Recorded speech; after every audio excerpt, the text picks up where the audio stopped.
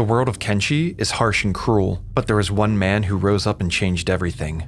Rook never meant to be a hero, just another survivor in a ruthless world, but fate led him down a different path, making him the catalyst of the defeat of the Holy Nation, which was one of the strongest forces in the land. Rook's story doesn't stop there though, but before he can continue this story, first, you must understand how he got to this point. Rook, a wandering drifter who traveled with his close friend Hot Dog, had nothing in his name as they wandered the desolate eastern land aimlessly. They heard about the hub to the west and agreed to go there together to start a new life and make a name for themselves. But not long after, they were ambushed by Reavers and had to separate. They agreed that they would rendezvous at the hub, and from there, they would continue their journey together. Rook eventually arrived at his destination, but Hot Dog was nowhere to be found. He began training and traveled to the surrounding areas, chasing down bounties for cats. When Rook delivered a bounty to the Holy Nation capital, he discovered Hot Dog's fate. He arrived at the hub days before Rook and was enslaved and captured by the Holy Nation. When he tried to escape, Hot Dog was killed by a Holy Nation patrol. Rook swore he would grow stronger and eventually avenge Hot Dog's death, so he continued to hone his skills and eventually traveled east to a slave camp called Eye Socket. He already hated slavers, but finding out the fate of his closest friend made him detest this oppressive trade even more. Rook let his emotions get the best of him, and he freed as many slaves as he could and escaped Eye Socket with a new group of freed slaves as part of his team. While traveling back to the hub, they encountered the Holy Nation, who threatened to attack his new Hiver friend. They successfully escaped, but to Rook, this was their first direct offense against him, which drove him to eventually retaliate and become an enemy of the Holy Nation. Rook founded New Raleigh, which was their new base of operations in the Spider Plains, and slowly built it into a formidable home for his men. Their numbers continued to grow, until the Holy Nation launched a full assault to their base. They barely survived, and it was only thanks to a Shek patrol passing through that they were able to successfully fend off the attack and capture one of the Holy Lord Phoenix's generals, the High Inquisitor Seda. This was a huge victory for both Rook and the Shek, and with the Holy Nation weakened, the Shek went into an all-out war against the Holy Lord Phoenix. Rook trained 6 of his best men and became strong enough to join the war against the Holy Nation. They called themselves the Seven Liberators, and after sacking the surrounding Holy Nation territories, they planned on attacking their capital. Rook recruited as many mercenaries as they could find, and with their newly purchased army, they ambushed the Holy Lord Phoenix in his own headquarters, successfully taking him hostage and escaping. Rook delivered him to the leader of the Shek, Asada, the Stone Golem. His gift to her solidified a strong alliance, and with the Holy Nation's head severed, their remaining strongholds crumbled. Rook's mission to avenge his friend was finished, but the toll of this war was heavy on his heart. As he was returning home, he realized that he was fighting for the wrong reasons.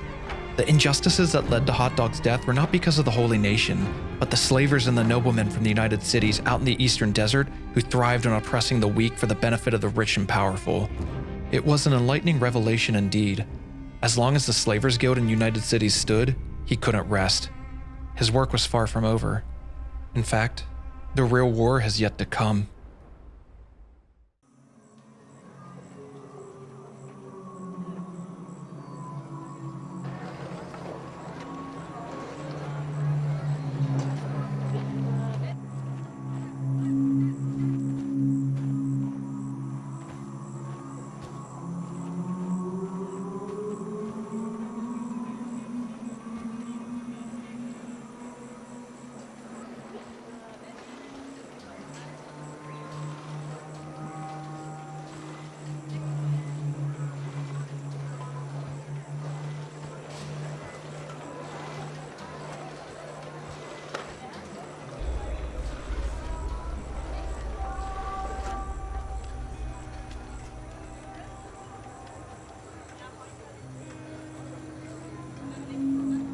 Oi, a new customer. Welcome, stranger. We don't get many of your type here, at least not as customers. Where have you traveled from? I'm from the West. I've traveled a long way here specifically to talk with you. I'm not surprised. Many people come to see the boss when they want to buy their slaves. We're the finest product here at Eye Socket. Since the fall of the Holy Nation on your side of the land, many peasants have wandered into our desert. Many new slaves that are fresh and strong. The demand has increased all over and we control the majority of the supply. We were worried that the destruction of the Holy Nation would hurt our business. Yes, I would have thought the same thing. Oh, but this bandit Rook that everyone's been talking about has caused the nobles to panic and purchase more stock than ever. But you're brave to travel here alone, stranger. Many of your kind get picked up by patrols, or even worse, skimmers or reavers find you first. I'm not worried about you or whatever else hides in this desert to prey on the weak. I tell you what, I like you, my friend. Our slaves cost a premium, but I'm willing to give you a new customer discount to get you everything you need. I'm not new. In fact, I'm very familiar with your business here. Is that so? I'd think I'd remember someone like you. Regardless, I'll still give you that discount, as a returning customer. I'm not here to buy your slaves. I'm here to send a message. What? It's him! It's him! He's coming! The 7 liberators led by Rook are approaching! Get into position!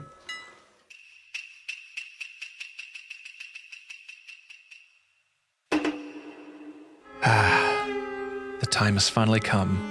Are you ready, men? Rook, is it wise for Tao to go in there all by himself? It'll be fine. This is personal for him. Tao wanted it to be this way. What is he doing here? The fool. Anyone who attacks us will have the Slavers Guild in the United Cities retaliate. What if that's the point? I remember this place well. I was captive here for many years before Rook set me free and gave me a new name. Your time oppressing the weak has come to an end. You're an arrogant fool. 7 warriors cannot match the strength of the... An army! Huh? An army! An army! He has a bloody army with them! Everyone comes to see the boss, right? We're here to send a message to Tangu and the slavers. The ashes of Eye Socket will light a beacon of hope for the oppressed. Tangu will watch from his throne as every slave farm, market, and United City crumbles around him, knowing that his reign will soon come to an end. The Holy Nation was just the beginning. The destruction of the slavers in the United Cities will be the end. Enough of this drabble. Guards, kill this hiver. It's over. We're being attacked from the inside of the base! Move, men, move! That's our cue. The revolution begins now. Everyone, let's go.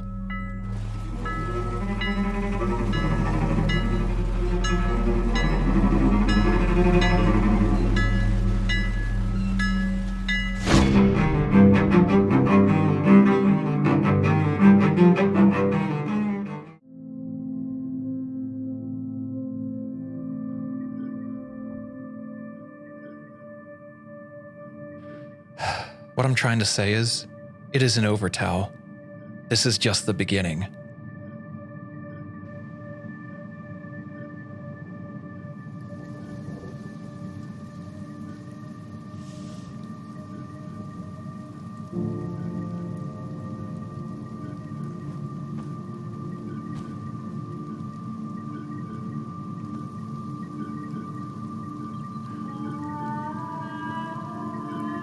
Thank you for meeting with me again. It's been weeks since we've defeated the Holy Nation, and we've already seen many changes. A great number of refugees and settlers have been displaced from the aftermath of the war. Many have come to us seeking help, and we've taken every one of them in. New Raleigh's their home now. But I keep hearing stories about other groups of refugees that are traveling east and how slavers find and capture them. We've celebrated our victory and had an opportunity to rest, but it's time we take action again. We were lucky with the war against the Holy Nation. They were caught off guard, and thanks to the power of our Shek allies, we were able to win, but word travels fast and the United Cities will be on guard. As it stands right now, we can't take on the power of the United Cities and the Slavers Guild. We need to build up our fortifications, train new members, and build an army. Assad and the Shek are spread too thin from the first war, and their focus is on rebuilding. It's up to us to lead the strike against the United Cities. We have a lot of work to do. First of all, the hashish production stops now. It was a mistake to use hashish as a means to fund our warfare. Ryan, we'll need your expertise to forge new weapons and armor. We need to build a stockpile in our armory for the things to come. Tao, we need to continue researching more efficient technologies so we can increase our resource production. Everyone else, we need to continue gathering resources and growing our city. With so many new refugees pouring in, we need to build up our infrastructure first and foremost. Once New Raleigh can effectively sustain the demand, we'll continue training. We have much work to do, and I don't want us to waste any more time. We will only be able to succeed if we work together. I'm counting on every single one of you to pull your weight. I hope I've made myself clear. Let's begin. Rook's meeting adjourned, and they went out to work. Everyone was able to rest after the war was over and felt rejuvenated, but they knew it was time to pick up the pace again. New Raleigh would need more electricity if they wanted to increase their productions.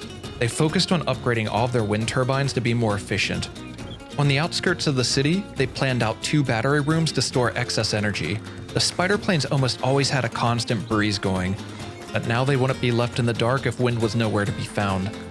Tao's research on batteries made them quite efficient. These 2 small storage sheds would be able to hold almost an entire day's worth of power in case of a shortage. There are still groups of people who would find their way to New Raleigh with nothing but the clothes on their back, looking for help. Rook's policy was to take everyone in that they could, but they were running out of room. They began planning out more buildings to house everyone and have ample space in case more people continued to join them. New Raleigh's walls were spread out far, and there was plenty of room for expansion. The construction of 4 new buildings began. They had plenty of supplies stored up from the war against the Holy Nation, but they were using it so quickly. Rook's men tried working as hard as they could to keep up with the demand for iron plates and building supplies. It was hard work, but nobody complained. Rook felt responsible for the aftermath of the war. Innocent people's lives being affected was an unfortunate but inevitable consequence of this conflict. Everyone knew why they got their hands dirty, though. It was for the greater good. They'd continue to help rebuild and make this land a better place for everyone. Their west gate was a little wonky, and while they were building up their city, they figured the gate could use some improvements as well. They tore down the walls temporarily, and while it wasn't a huge change, it felt much improved. Their hashish production facility was now vacant. They planned on using it as their hospital moving forward. The east wing would simply be lined with medical beds. It was a convenient location for people to go in the center of the main street, and they still had problems with wandering skin spiders outside of the walls. This would definitely come in handy once it was completed. The days came and went quickly while progress was being made. New Raleigh was no longer just a base of operations for Rook's men. It was a safe haven for the weak and the oppressed. Just a little bit longer, Rook thought to himself. Just a little more time getting New Raleigh to where it needs to be, and then he would begin building an army to travel east. Tangu will feel their wrath soon enough, but for now, they'll continue to prepare for his day of judgment.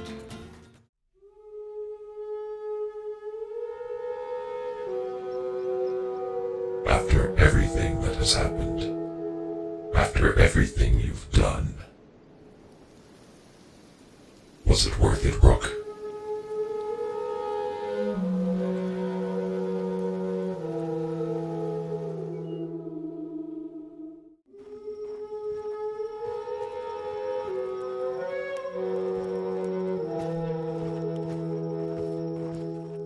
Rook, can we talk? Tao, of course, what is it? Rook, before all of this, most of my life was spent in a cage until you freed me. You gave me a new home, a new purpose. You gave me a life back. I'll forever be grateful for that. I think it was fate that brought us together. You know, if our paths didn't cross at eye socket, things would probably be very different for all of us right now. You helped inspire me to see just how bad the slavers and their trade is.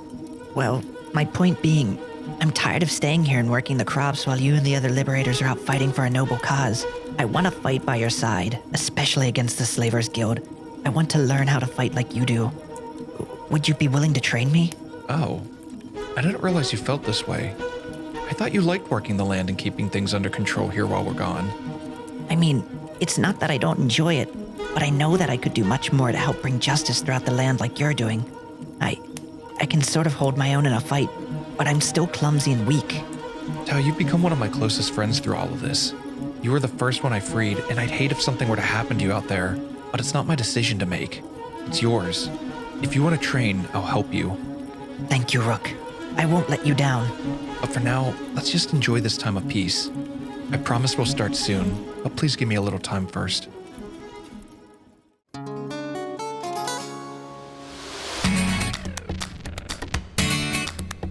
Rook thought about the night after their celebration in his talk with Tao. It took longer than he expected, but he was ready to deliver on his promise. When Rook was out traveling on his own a while back, he purchased a gift for Tao, masterwork robotic limbs to replace his shoddy prosthetics, which he should have done a long time ago anyways. Tao never complained though. He was just grateful for what he had and always did his best work. Rook knew that he would become a strong warrior with that kind of resolve. Tao currently used 2 peg legs and a standard arm. Rook went to his storage and gathered the replacement limbs and asked Tao to meet with him in their food storage. Rook reminded Tao of their conversation and told him that his training would begin soon. But before they could get started, he would need to become faster on his feet. Tal looked a little puzzled at first until Rook showed him the new prosthetics.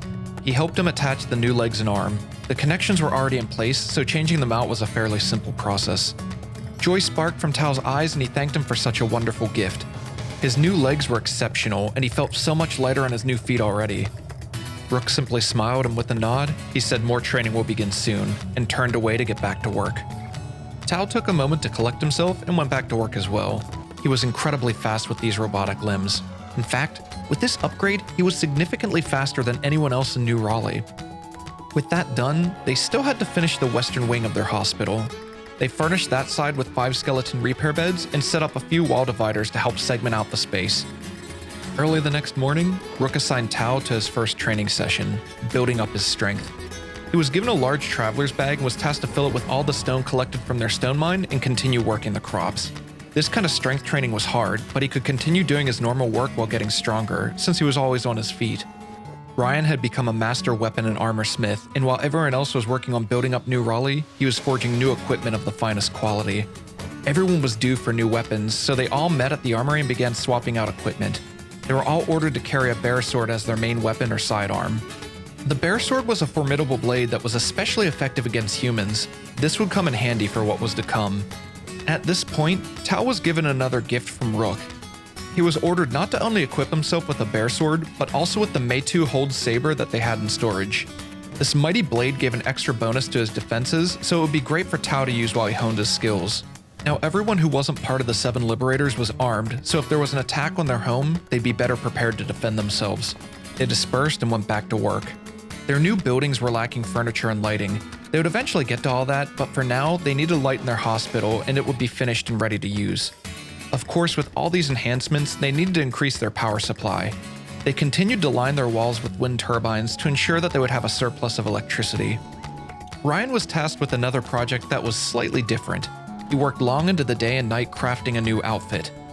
Tal wouldn't be much of a fighter in the rags he was currently wearing, but he couldn't fit into heavy crab armor like the other men. A black leather outfit and drifter leather pants was a much better choice. Not only did it offer much better protection without any penalties to his combat, but it also looked pretty cool too. To top everything off, he was given an animal cloth shawl to cover his torso. It was only a few days since Rook started helping Tal, but he already felt much stronger and more confident with his progression. He knew there was still a long way to go before he could call himself a true liberator, but he was certainly starting to look the part. They continued working around the base until suddenly, a Shek challenge arrived at their gate. Ever since Rook captured the Holy Lord Phoenix, the Kral's Chosen saw the Liberators as a target. They were a jealous and warlike faction of the Shek that sought to prove their worth by defeating Rook, who was considered an honored warrior by the majority of the Shek. Rook couldn't reason with them, so he had everyone gather in the center of New Raleigh. If it's a fight they want, it's a fight they'll get, he thought to himself as the western gate slowly creaked open. But for some reason, they wouldn't enter. Rook told the men to prepare themselves and he charged forward on his own. He approached the Shek, and as they drew their blades, he turned and booked it back into their base. They stormed in after him and they were met with the rest of Rook's men. They clashed into one another and the fighting broke out.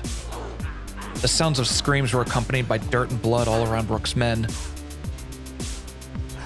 The Kral's Chosen doubled Rook's numbers, but there were no match against the Liberators.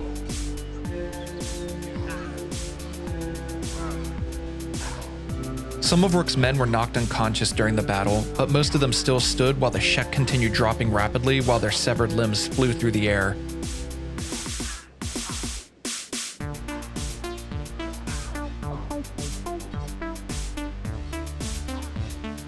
As their numbers continued to dwindle, a group of settlers joined the fighting to help finish them off.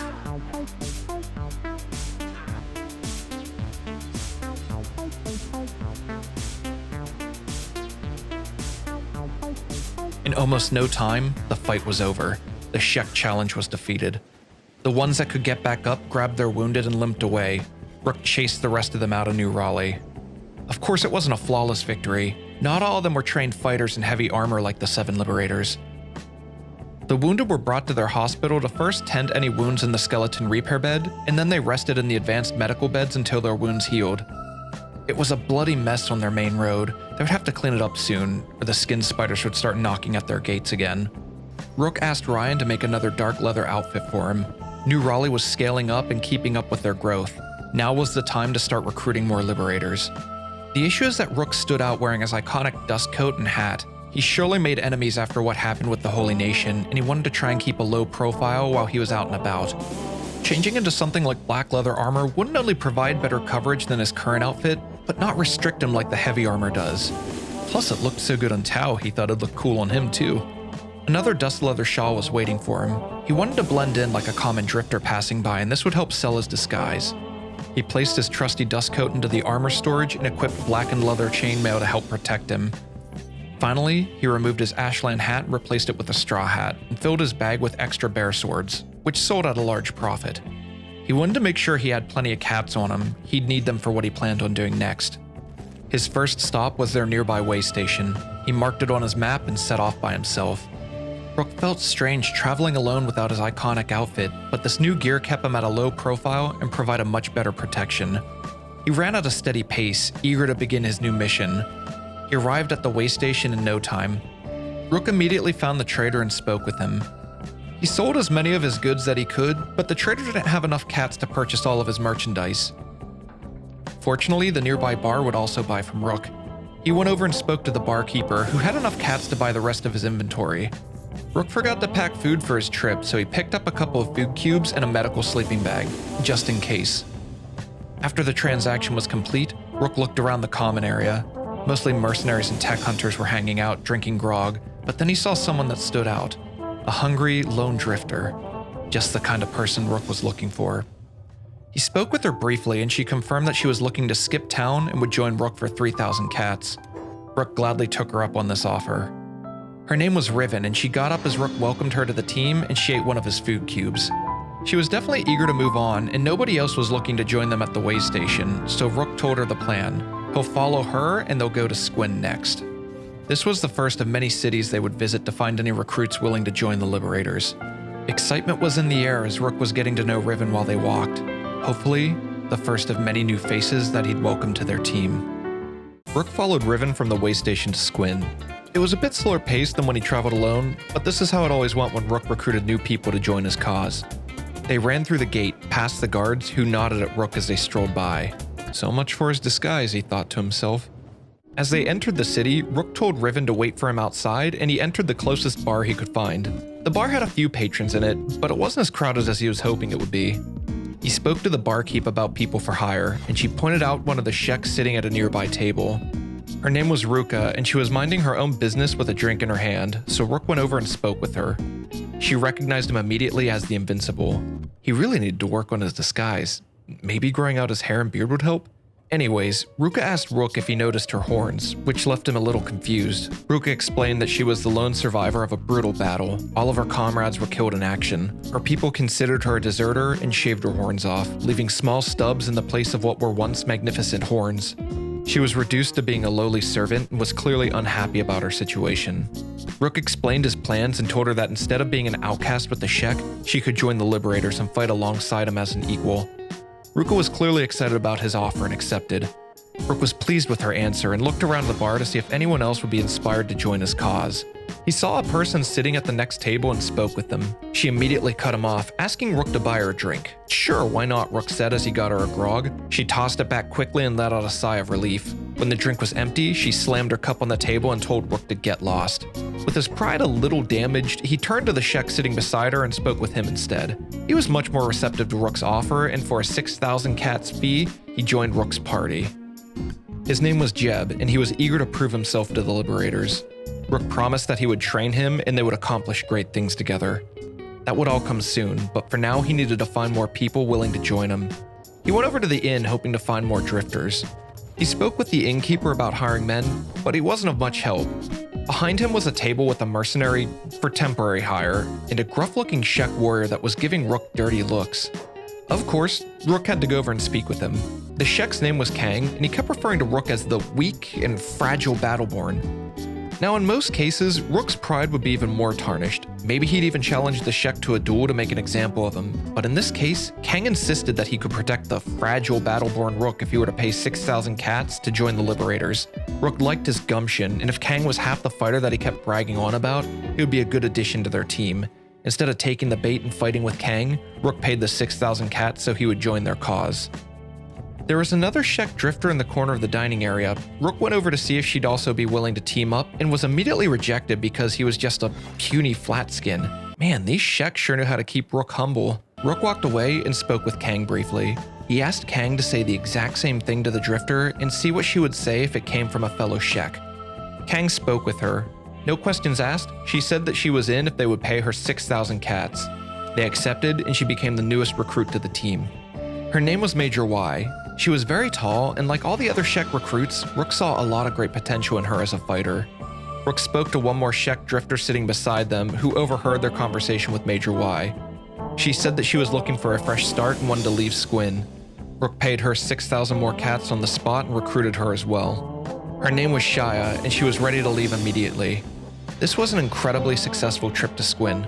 Rook surveyed the room one last time and couldn't find any other recruits. It was time for them to leave, so they gathered outside as a group. Riven joined the rest of the lot and Rook introduced her to the others. To keep track of everything more easily, Rook and the new recruits were placed in a separate squad. 6 new recruits, and that was only from one way station in Squin. This was a good start, but Rook wanted to continue traveling and see who else he could recruit. He set the hub as their next destination on the map and they moved on as a group. These 6 recruits were still fresh and quite weak. Rook had a lot of work cut out for him with this bunch, but they had a lot of promise. Before this, the only Shek who were part of the Liberators were Seto and Yolo Horse. Rook was sure they would be happy to see more of their kind joining in their efforts against the slavers in United Cities. Their travels to the hub were interrupted by a group of dust bandits, who jumped them by the road. This would actually be a great start to their training. Rook told the recruits to prepare themselves for a fight. He wouldn't join them unless he had to. He would simply stay back and block the attacks of any bandits that came at him. Rook wished them luck as they charged in towards their enemy. They grouped up against the first bandits, which were foolish enough to charge in ahead of the rest of their men. As one of the bandits rolled down the hill, the recruits dispersed to fight the other men as they poured in. Rook was impressed. I mean, they weren't good fighters, but they were holding their own much better than he thought they would. Slowly but surely, they were becoming overwhelmed by the dust bandits and started to get beaten back. Rook decided that it was time to intervene, so he joined the fight and danced around the bandits, taking them out with ease. As he finished off the last of the bandits, they bandaged up the wounded. Dust bandits were tough for a group of newbies. They did a good job, all things considered. It took a long time to patch them up, but they finally finished and carried the unconscious ones with them. They arrived at the hub late that night. They moved slowly as a group after the fight with the dust bandits. First thing they did was find the nearby bar and use their beds to lay the unconscious recruits in to heal up. Rook found another Shek that was willing to join their team for 6,000 cats. His name was Toddy, and he seemed as eager as the rest of them to train under Rook. Rook spoke with the other bar patron, who completely ignored him since he was a flat skin. Rook asked Toddy to speak with him instead, and he was instantly interested in joining up since it was a fellow Shek asking him. His name was Topi. The hub changed quite a bit after the war. The hub was a run-down, mostly ruined city before the Shek took over. Many of the buildings were reconstructed and used to house their people. Rook traveled to the second bar that wasn't there previously and looked around for more recruits. It was filled with tech hunters and mercenaries who weren't looking to join the Liberators. Rook ordered everyone to rest up on the beds scattered throughout the area and they would depart in the morning. A few hours later, they were in good enough shape to continue traveling, so they met by the entrance of the hub. 8 new recruits was enough for now. Rook told them that they were going back home to New Raleigh, where their training would begin immediately. Back home, the Liberators were still getting raided by Kral's Chosen every so often. Rook expected this to happen and gave his men a little task to complete while he was gone. Mac looted one of the dying enemies and then gave him first aid to make sure he survived. He bandaged another enemy laying by his feet and saw another Kral's Chosen charging up the ramp towards Rockius. Mac popped off a quick shot from his crossbow and dropped him. Then Rockius came down and grabbed the other prisoner and got to work. One of their empty buildings was being converted into a training hall. If the Kral's Chosen would continue to throw their men at New Raleigh, they were going to put them to good use. A few prisoner cages would be built in the upper room to house their guests for a period of time. Ryan, being a master weaponsmith, designed some new training weapons with dulled blades that would allow the men to fight without damaging one another, and they wanted to put it to good use. Mac put one of their prisoners in a cage while finishing up the construction of the rest of the room. Rook returned with the new recruits and let them know that training would begin soon. The new recruits weren't the only ones that would be training though. Rook went to the armory and grabbed 2 of the training cleavers. He examined the dull blades and nodded with a look of approval. It was time to get back to work. Rook made his way to the training hall and approached his prisoner, his sparring buddy, and gave him the second training blade. He scooped him out of his cell and laid him down to begin fighting.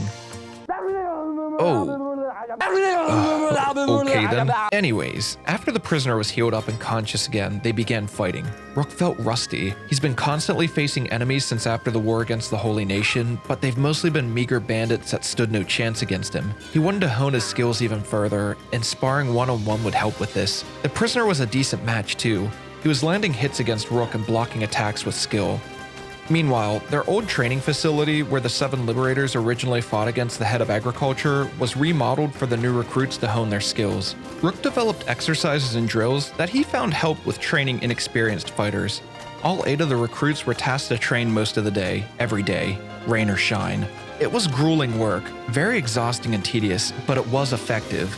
Even if some of it looked unconventional. Rook assured them that this was the best way to train, and train they did. They continued at it non-stop for days at a time. At the same time, Rook had the Liberators spar with him against their prisoner. It seemed unfair, 5 against 1, but they were getting stronger, and that's all that mattered. Once they finished, 5 of the new Shek recruits began sparring with the prisoner as well.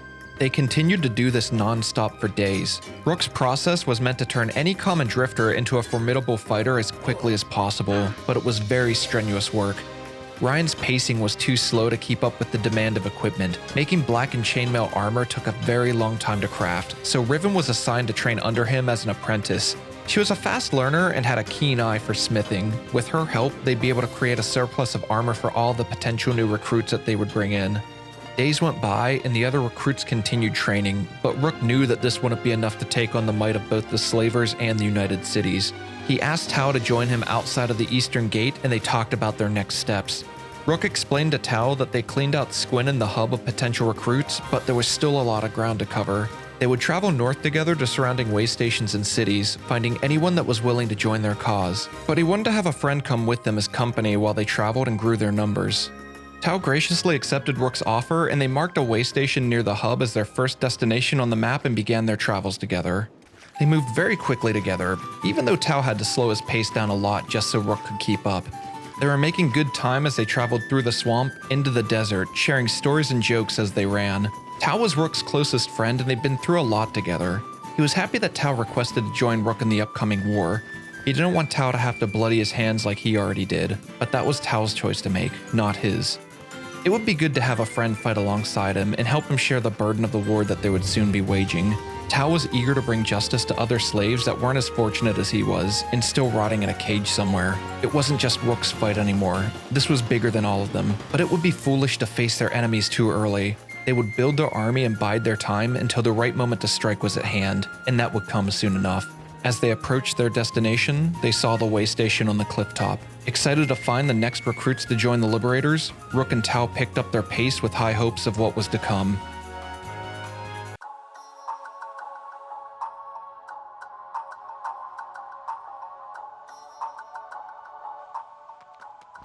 My lord? My lord, I received a new report from our spies in the west. It's about Rook. Oh, hello, peasant. What are you talking about now? My lord, Rook, the one who united with the Shek Nation, captured the Phoenix, caused the Holy Nation to crumble. You tasked me with keeping watch of his actions, tracking his movement. Well, I've received reports that... I remember Rook. I remember him well. A simple man, I recall. He once approached me, had the audacity to speak to me directly. You know what I did?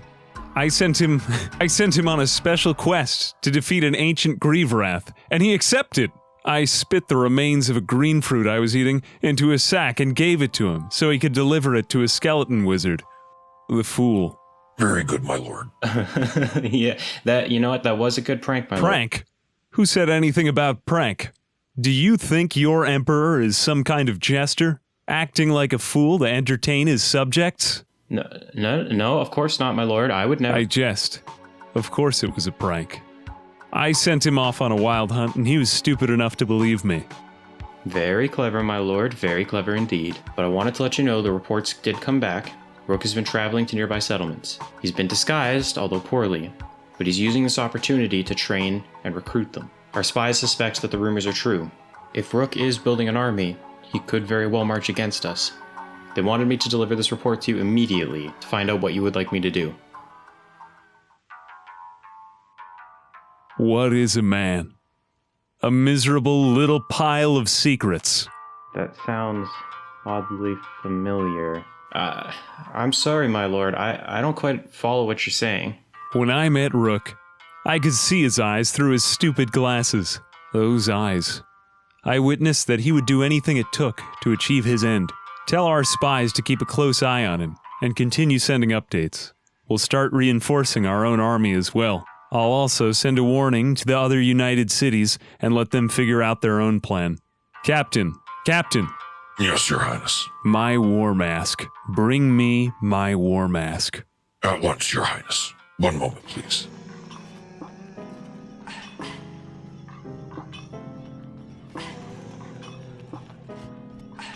Here you are, my lord. That's better. If this Rook is looking to fight against us, he won't be disappointed. Now, steel yourselves. We must start preparing. Begone. Go. Now.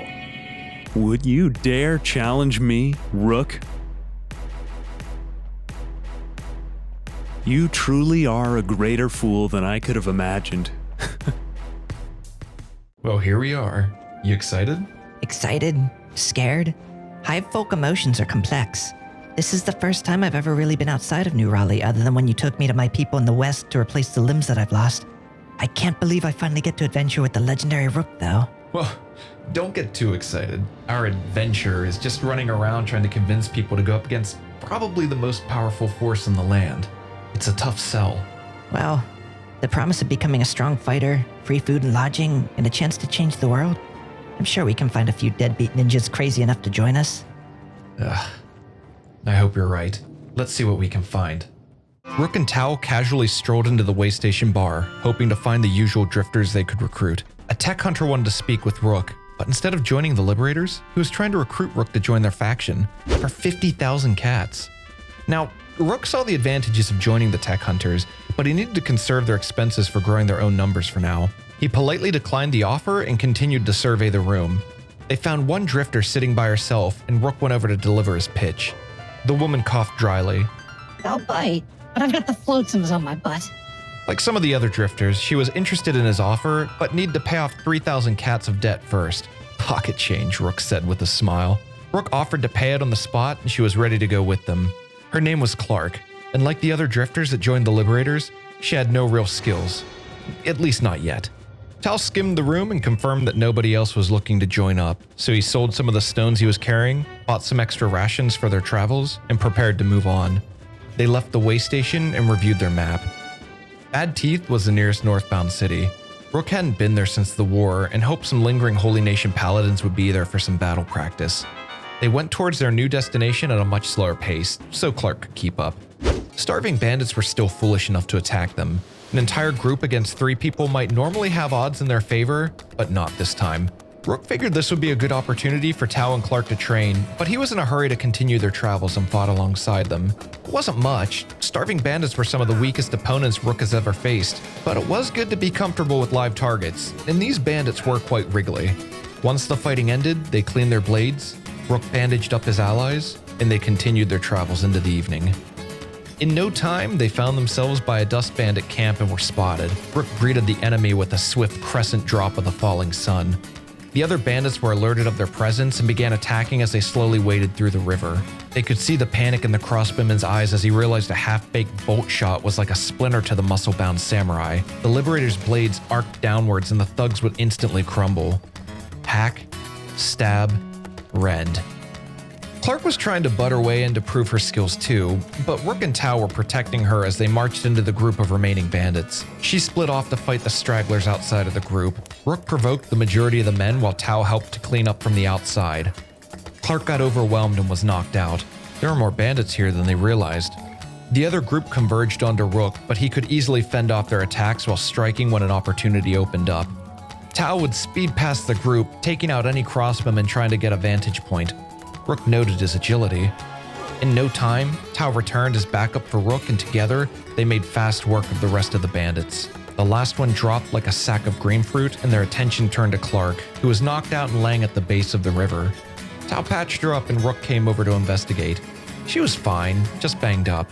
Ultimately, this strife would help her become tougher and hold her own better in future fights. He scooped her up and they picked up their pace to make up for the time lost from all this fighting. As they sped through miles of dusty slate, Tao reminded Rook that this was the same path they took when he originally freed them from slavery and brought them to New Raleigh, which was merely a lone shack at the time.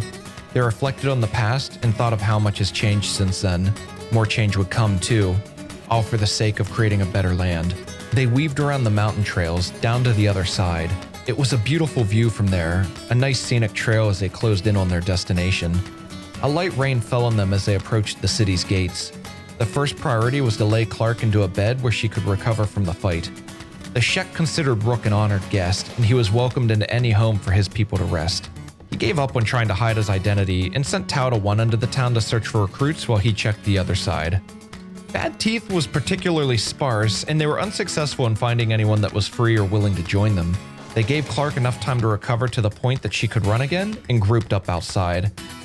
They gathered over the map, and Rook pointed out that World's End could be a good place to find adventurers and other people to recruit. They were all in agreement and set off again, hoping to find better results elsewhere. The group entered Skinner's Roam, and as the dust storm was passing through... Wait, what? Okay, we'll chalk that up to a reshade bug. Anyways, back at New Raleigh, Ryan and Riven were both working hard at crafting sets of armor for the new recruits. As steel clashed against steel, the two smiths smiled at their schemes. It was arranged so that the Shek fighters would be equipped with Gusoku-style armor and the humans would wear Iron Fortress-style armor. They still had a surplus of weapons though, and Ryan continued focusing most of his efforts at crafting blackened chainmail shirts, which offered excellent protection. Yellow Horse was the first to try out their new armor. He changed out his mismatched outfit and swapped it with the pristine Gusoku set. It was much more cohesive and looked great. And the final touch was replacing his chain shirt with better protection, which made him extremely durable. The penalties he received to his stats with his new armor were quite minimal for the coverage it provided, but on the plated shoulders of a Shek, it would feel like cloth. For the skeletons, a specific skeleton frame cover armor set was crafted to provide them with maximum coverage for their unique bodies. Rockius was the first skeleton to don the new armor. It was definitely bulkier than his dust coat, but his hulking presence would cast fear into anyone foolish enough to face him. The skeleton troops would be much better equipped moving forward. Sadly, the biggest issue with crafting so much equipment so quickly was that the iron plate production couldn't meet the demand. The only clear solution was to create more iron ore drills outside of New Raleigh and dig up the precious minerals that were hidden deep underground. The mountainside outside of the North Gate was rich with ore, so they planned out 3 new drills to be constructed. It would take some time to build, but the payoff would be huge in the long run. Wansnut also could see some commercial exports spawning from this plan. Speaking of a long run, Rook, Tao, and Clark finally arrived at World's End late into the night. Everything but the bars and inns were closed, so Rook had Clark go and rest while he explored. The first bar he entered was bustling with mercenaries looking for work, but no long-term commitments. He thought he was out of luck until a lone skeleton caught his eye, sitting at a table minding his own business. It could see that Rook was examining it, so it was straightforward with him and said it would join him for 3,000 cats. The immortal Rook, I have a request to ask of you, hero. I would like to follow you and help shape this world through your vision. Rook gladly accepted his offer. The skeleton went by the name of Steve. It was like a little teapot, short and stout. It had one specific request though. I will only fight with you under one condition. I require a fragmented axe and crab armor like the 7 liberators wore during the fall of the Holy Nation. The idea of such a small robot equipped with a huge weapon like the fragmented axe was humorous enough to sell Rook on his proposal. If you can lift the thing, my man, Rook uttered with a bewildered look of amusement on his face. The sun was beginning to rise as Rook continued to explore the bars of World's End looking for more recruits. Another skeleton was sitting, minding its own business until Rook walked in. It seemed interested in him, so he went over to talk.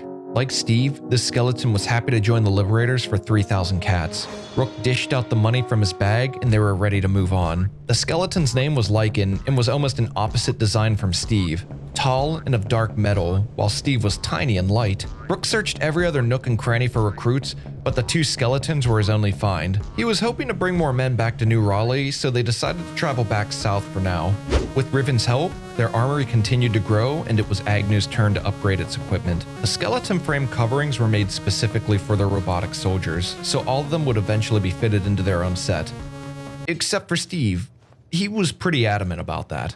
Agnew also grabbed its falling sun from the weapon cabinet and fastened it behind its back. It let out a roar of excitement and went back to work. Next up was Fravatar. Not only did the Iron Fortress armor provide good coverage for the human fighters, but it could let them match the Warborn Shek in defense. Agnew was mining copper outside of New Raleigh, and a swarm of skin spiders ambushed it. This was an opportunity to test the durability of the skeleton frame armor. Agnew was completely surrounded and put its back to the copper deposit while blocking as many attacks as it could.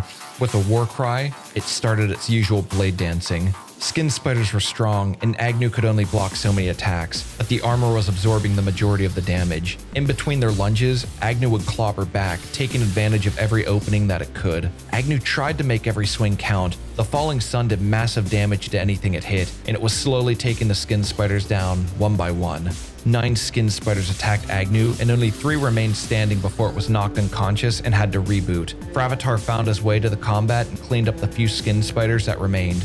Agnew got back up, and all things considered, was pleased with how the fight went. Up north, Rook and the new recruits arrived at the bar outside of the hub. Nobody here was interested in starting trouble with the United Cities and ignored Rook's recruitment attempts. Rook assumed this would be the case though. Angering Tangu's court is both social suicide and a death sentence for the common caravaneer. They left as quickly as they arrived and plotted Shark as their next destination.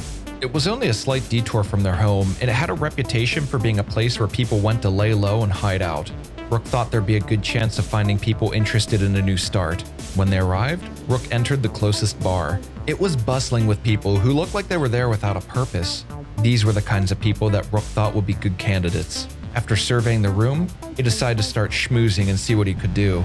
He approached a skeleton sitting at the bar, and it immediately offered to join Rook for a fee of 2,500 cats. "I'm nervous, but how could I not be?" it mentioned. Rook and crew gladly accepted. Its name was Joe Allen, and it was anxious to leave with the others to train and become a stronger fighter. A hiver overheard Rook speaking with Joe Allen and chimed in. He was looking to get out of Shark as well and agreed to join the Liberators if Rook would pay his bar tab of 2,300 cats. His name was Green. Rook told Green to pack his things because they would be leaving soon. As soon as he finished speaking with Green, Rook caught a Scorchlander woman looking at him. "Aw, Green, don't leave me behind, buddy." She was also interested in becoming a Liberator, but asked for 6,000 cats to pay off some of her outstanding debts. "Me and my existence tax. I still gotta pay to the ninjas." Clark laughed when she explained herself. Rook coughed up the money.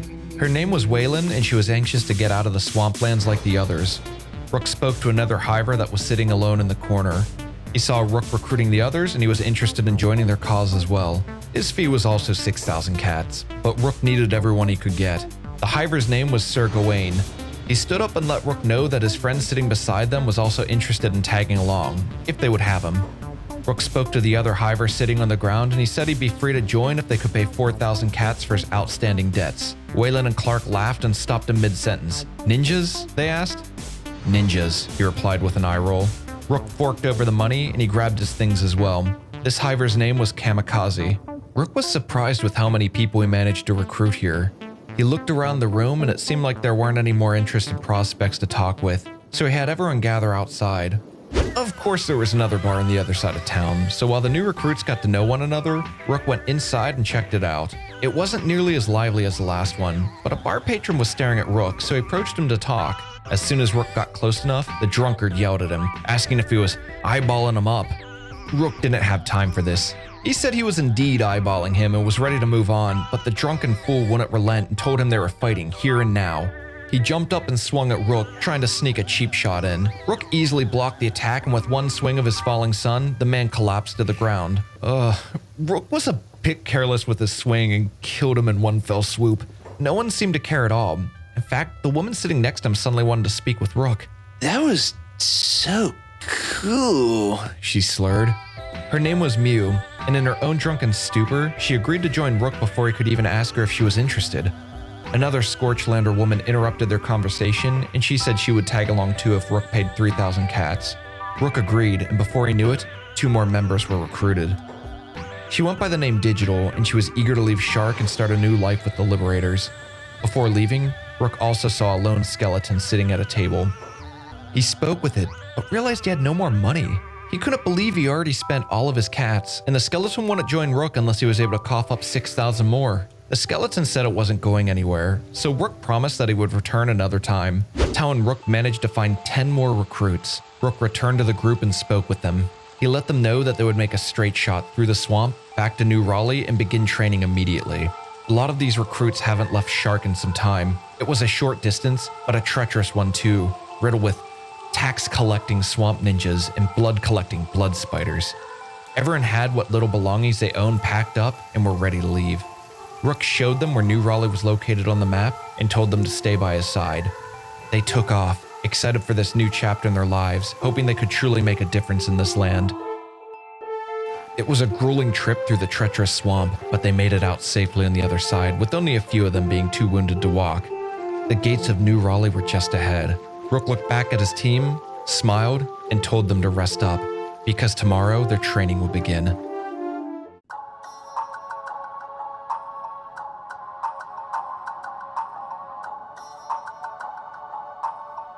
Thank you all for meeting with me. I wanted... Bathroom. Seriously, Sparta? Anyways, now that you've had the night to rest and get familiar with New Raleigh, it's time to begin your training.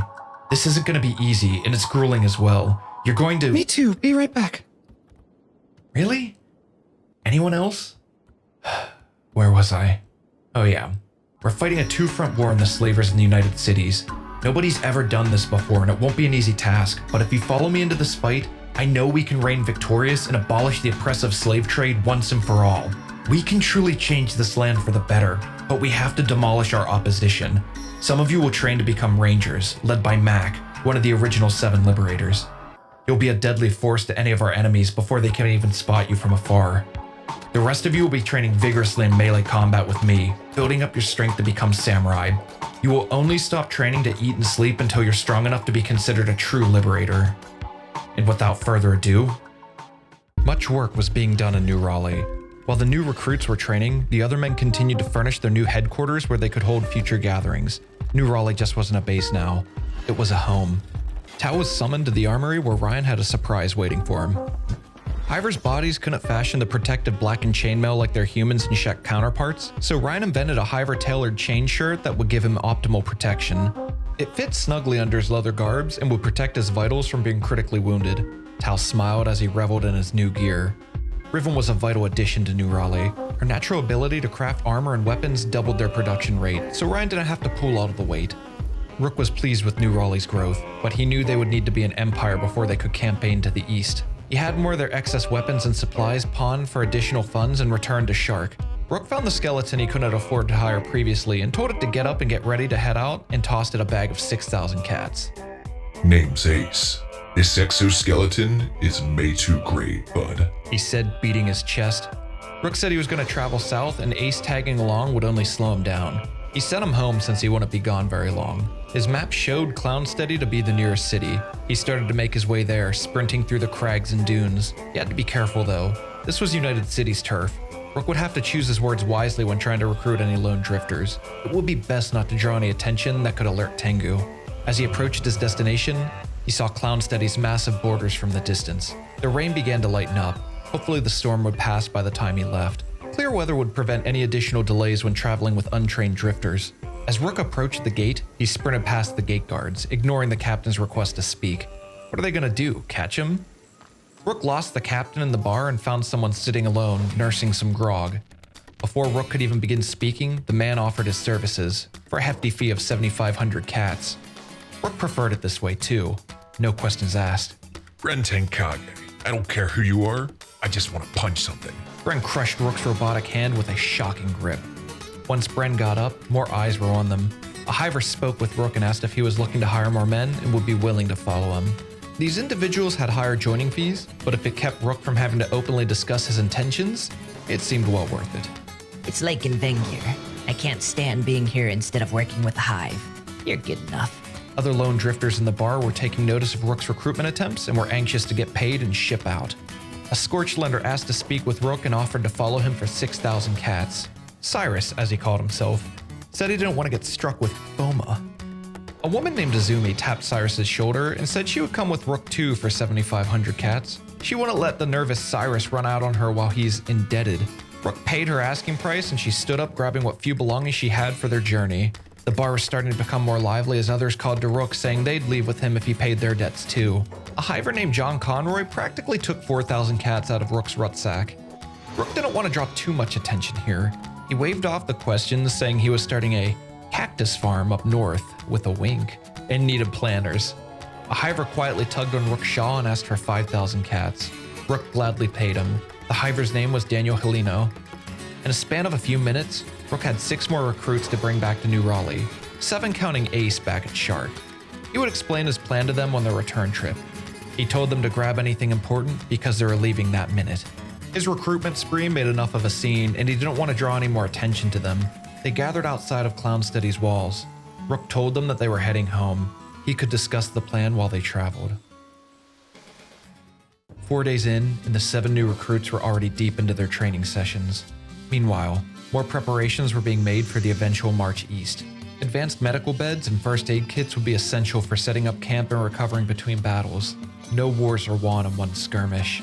While Mac continued to replace our old, outdated medical supplies with more advanced materials, Rook cleaned up their old kits to sell. He spent most of their money again at Clownsteady and needed to make up for lost wages. He set off for the northern way station, and before he left, he told Tao to grab what sellable goods he could find and meet him there. Shortly after Rook left, Tao grabbed his backpack full of stones and other materials and departed northbound. When Rook arrived, he greeted the trader, who had a contract to accept New Raleigh's exports. Rook sold everything in his pack minus a few valuable skeleton repair kits, which they would need soon for their skeleton troops. Tao arrived a few minutes later and sold everything he brought in his bag. It wasn't a lot of money, but it was enough to cover their costs for the time being. Rook met up with Tao while they walked and talked on their way back to New Raleigh. Rook told Tao that it was nearly the day they'd make their first strike against the United Cities. They finally had enough troops, and Rook's training program would expedite the process of the weak drifters becoming strong fighters. Between you, the new recruits, and the original 7 liberators, we'll be one of the strongest forces the land has ever seen. We have over 20 samurai in our platoon. Neither Tangu or the Slavers Guild will know what hit them. I've been raised to hate bloodshed, but for you, Rook, anything. We'll meet with the crew and discuss our strategy. When we begin our march, we'll... My children, you have done well following my command, biding your time, growing your numbers. But now, I summon thee to Arach. Come to me, Colis. Our time has finally arrived. My plan will come to fruition, and we will march together, and I will find the one who stands in the way of our goal. Everything that crosses our path will be razed with hellfire. The ruins of cities will become your feeding grounds. Everything will crumble before us as I reclaim the lost technology hidden away in the Ashlands. Hurry, my children. Come to me. You. How are you linked to me? Be gone. Rook, what happened? You went blank for a minute. Tao, I just saw a vision. I don't understand how, but the Bugmaster, he's gathering all of the skin spiders in the world. The plan's changed. We need to march to Arach now and stop him before his army gathers. Go. Run ahead and tell everyone to get ready. When I arrive, we'll see just how strong we've become. Now go! All of our training has led us to this moment. It's not what we were expecting, but we might be the only thing that can stop the Bugmaster from amassing a spider battalion and wreaking havoc throughout the land. We don't know what to expect in Arach, so we have to be on guard. I've separated you into different units. Sir Gawain, John Conroy, and Kamikaze are the runners who will be carrying medical supplies and staying out of combat. If anyone gets critically wounded, these 3 are your guardian angels. Clark, Cyrus, and Green are part of the Rangers led by Mac. They'll be supporting the main troops from afar with their crossbows. The Shek platoon will work as one of the 2 samurai units, while the other is a combination of human and skeleton fighters. The others will stay on New Raleigh under Ryan's authority until we return. This is bigger than what our goals are. If we don't stop the Bugmaster, we don't know what might happen. We cannot fail. We won't fail. Let's move out. did the Bugmaster call to me? What did he mean by me being linked to him? Is it because I'm one of the lucky few who've ever come face to face with him and survived? I guess it doesn't really matter now. The crew moved at a steady pace westbound towards Arach. They needed to stay together as a single unit, so they couldn't move too quickly. It was a quiet, somber journey. Only the clatter of their march and the sounds of rain bouncing off their mail could be heard. Everyone was training to fight against the United Cities and Slavers Guild, not monsters like the Skin Spiders and Bugmaster. They're all familiar enough with Skin Spiders. They frequented the walls of New Raleigh from time to time, but nothing like the hordes from Rook's vision. They had to get to Arach before the Spiders did. And Rook tried to calm the nerves of their newer recruits. They were formidable fighters now, but horror stories about the Bugmaster were lingering on their minds. The only one who has seen the Bugmaster in person was Rook, and even then, it was a brief glance as he pilfered the map from the Bugmaster's treasure chest and barely escaped with his life. It didn't seem like enough reassurance. Regardless, if they weren't proactive on this assault, the Bugmaster's army would reach a critical mass that could potentially be unstoppable. They had to stop him before the Spiders could migrate to Arach. They traveled day and night before arriving at an abandoned stronghold called the Old Front Lines late into the night. The group took a few minutes to rest and collect themselves. They were right outside of Arach. They would use the darkness in their favor to try and sneak into Arach undetected. Swamp ninja tactics. Peering over the map, Jeb spotted a valley that was close to a lake that they could follow, which led them to a more open path to the Bugmaster's lair. Taking the path away from the Old Front Lines was the best plan. Rook could sense the tension rising in his men as they finally arrived at the outskirts of Arach. They still had a lot of ground to cover, so they continued moving along cautiously. The group stopped for a moment to check their surroundings. So far, things were still suspiciously silent. After a few minutes of rest, they proceeded onwards. They arrived at the base of the lake surrounding Arach and saw that the only way forward was to wade through the blood-red water. It was hard to cross with so many people with so much equipment. They were moving at a snail's pace. As they waded through the water, Tao shouted out a warning to everyone. Beyond the waters, they were coming. As the rain hammered the drenched soldiers, blurring their vision, they could barely make out that a pack of skin spiders were quickly approaching. The cover of darkness and rainfall wasn't enough to hide them. Skin spiders hunt by smell. They were racing to get to the shore before the spiders could cut them off. The shoreline was too steep, except for a small pathway further up. They pressed to get there, but the spiders poured around them, blocking their exit from the deep waters. The Shek warriors let out a fierce battle cry as they led the charge, spearheading an opening through the swarm, creating a small entry for them to get on shore and begin fighting back. Most of Rook's men were bottlenecked and trapped in the water as the spiders attacked. This wasn't going according to plan. Rook called out to everyone, telling them to fight their way to shore and protect their runners who were left vulnerable in this position. Sir Gawain was taken down as a skin spider latched onto his neck. He cried out until suddenly, Agnew hoisted him over their shoulder and bolted him to safety with the other runners. The Liberators' training paid off though. They were able to withstand the initial strike and continue pressing forward while their powerful armor absorbed the brunt of the spiders' attacks. Once the rest of the men made it to shore, they were able to clean up the rest of the spiders. Once they had an opening, everyone slowly made their way past the water where they could tend to the wounded. For the most part, they only suffered minor injuries that were being wrapped with bandages. It was their first major encounter as a unit, and even with the disadvantage of their positioning, they did quite well. Rook was pleased but knew that overconfidence kills like poison. As they began to move forward, one of the spiders got back up and hissed loudly. Friend Tenkage turned and slowly moved on his target. He battered its attacks with his blade, and then by the time he threw his counterstrike, his allies converged on it and beat it down with a flurry of strikes. The coast looked to be clear again, at least for now. They did a thorough examination of everyone's wounds. Some of the fighter had worse injuries than they thought, so Rook ordered medical beds to be set up and forced the wounded to rest and recover while the rest of the men would stand guard. Minutes later, everything was assembled and they began taking shifts napping. They took the rest of the night to recover, and when the sun began to rise, the team rose and packed up. It was time to move on.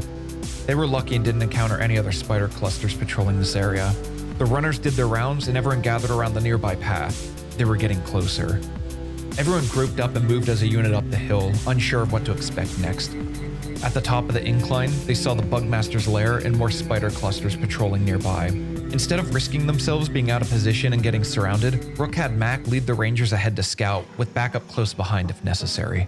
They were still in the clear, but Rook told them to wait while he used his old stealth skills to check the building. As he snuck up the ramp and approached the entrance, he was flooded with nostalgia of his previous encounter with the Bugmaster. Back then, he was weak and scared, but now he is much better prepared to face his adversary. As he entered the building, he could feel the Bugmaster's presence emanating above him. The number of spiders on the ground level were manageable, so Rook decided to get their attention and lead them down to his men. At the base of the ramp, he called for his men to charge in and turn the fight to the spiders. The rest of his forces sprinted up to meet him and charged into the giant creatures. Spiders were engaging from aerial assault onto the troops, trying to stop them from breaching the entrance. The men continued to fight back against the skin spiders, and their numbers overwhelmed their enemy quickly, beating them back. As the last skin spider fell, the men ran into the building to finish off the final beast that still stood. After that, Rook called them back outside to tend to their wounded. Rook ordered them to wait there while he snuck up to confront the Bugmaster himself.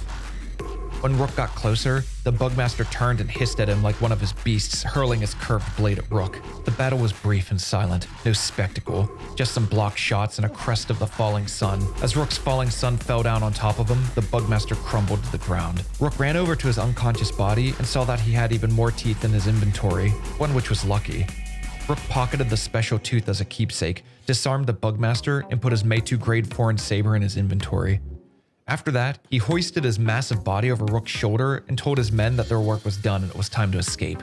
They would regroup outside of the building and figure out the fastest way out of Arach before more spiders converged on them. The men who saw Rook running past looked at the Bugmaster in awe, but Rook was more concerned with the fighting outside where the Shek forces were standing guard. The Shek soldiers shrugged off attacks the best they could and cut down the spiders one by one while the reinforcements showed up to help clean up the rest. Each skirmish was chaotic as the sounds of their weapons clanged against the monsters and the spilling of spider blood was heard all around them until suddenly, the fighting was over again and they could collect themselves. After every fight, they tried to bandage all the wounded so they wouldn't falter in their escape. A patrolling spider was approaching Cyrus, and as he fired his crossbow, Green walked in front of him and got knocked unconscious from the blow.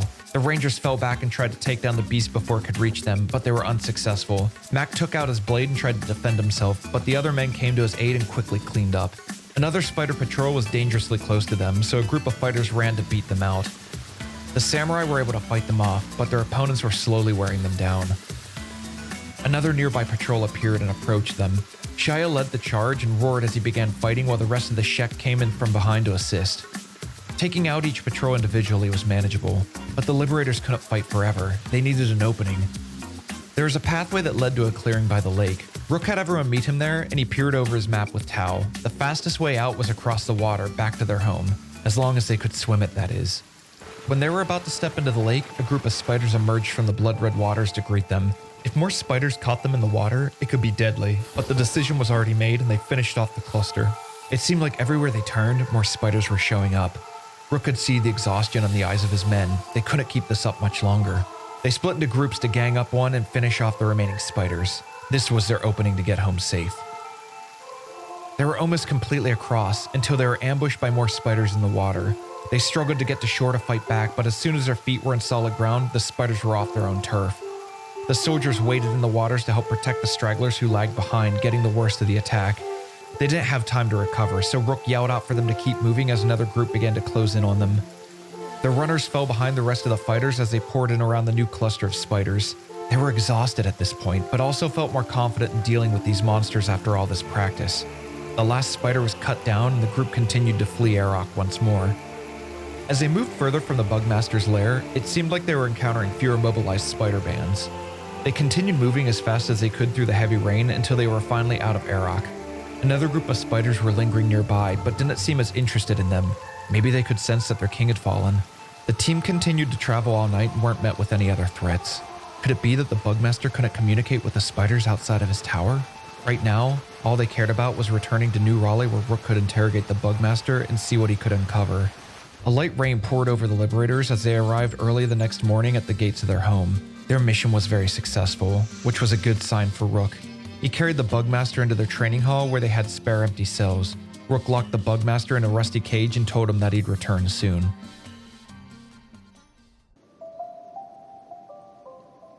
Are you ready to talk? You. Boy. You stole my voice. You ruined my plans. What do you mean? Why were you summoning an army to go to the Ashlands? How were you even able to communicate with spiders like that? You defeated me in single combat. Thousands of years, and who bests me? None other than the common man. Tell me, child, do you believe in magic? What? No such thing as magic, boy. The power of ancient technology, now lost, gave me a gift.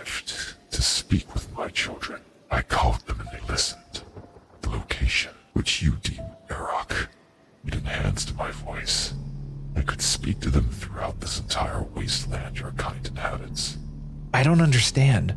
Why use the spiders to terrorize people? Why would you keep your victims' teeth in a treasure chest? What kind of technology? Of course you don't understand, boy. I am an ancient. Your lifetime has been a mere blink in the shadow of mine.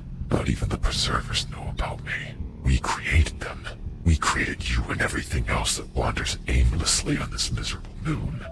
The bone implements of my victims, you say? You don't understand, boy. I could bring them all back if I had the technology that Catlan keeps hidden in the Ashlands. The preservers? Who are the preservers? Listen, I've been to the Ashlands. It's nothing but wandering robots and destroyed technology. There's nothing of value there. You speak as if you understand these things. I've had enough, boy. My voice isn't strong enough to call my children outside of Arach. You stole my precious map long ago and created a connection. Psychic link between us like I have with my children. A grievous oversight. Now you've ruined my plans to bring my people back. I've answered your questions. I'm now finished. Leave me to rot for all I care. I don't understand. Wait, hey, I'm still talking to you, Bugmaster. Answer me. Fine, have it your way. I can't keep you here anyways. I've decided. I'm delivering you to the Shek tomorrow, and I'll let them decide your fate. You're right. You are finished. Rook returned the next morning to turn the Bugmaster over to the Shek. He couldn't risk keeping the Bugmaster in New Raleigh in case he was bluffing about his powers weakening. The majority of the New Raleigh forces would soon be off campaigning in the east and would be vulnerable to a massive attack by skin spiders. But the Shek, they weren't involving themselves with the war that would soon come on the east. They were still focusing on rebuilding infrastructure after the fight against the Holy Nation. They'd be able to guard the Bugmaster much more easily than Rook could. Plus, they had a hefty bounty for his capture, which would be more than enough for Rook to afford to join the Tech Hunters Guild. As Rook entered Squin, the gate guards applauded as their jaws dropped. They told him to take the Bugmaster to Asada. He was hoping to find her here. He made his way through the bustling market into the police station and approached the captain on duty. He examined Rook and his prize, but told him that he couldn't accept it here. He told Rook to find Bayan and Asada at Stack. Rook sighed as he scanned his map, seeing how much further Stack was from his current location. He thanked the ship captain and took off. He arrived at the end of the day and weaseled his way towards the HQ. The aftermath of the war left scars. It would take some time to rebuild everything anew.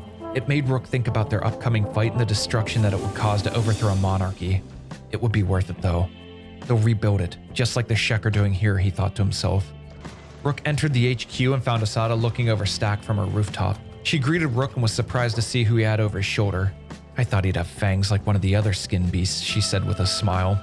Rook explained everything that happened in the past few days. She told Rook that he was a warrior unlike no other and that she agreed that it would be best to keep the Bugmaster in the heart of the Shek's home. If he were to summon a spider army, they wouldn't be able to penetrate the Shek forces who would crush them on their home turf. She told Rook to speak with Bayan, who would handle his payment. He found Bayan inside of the HQ and spoke with him.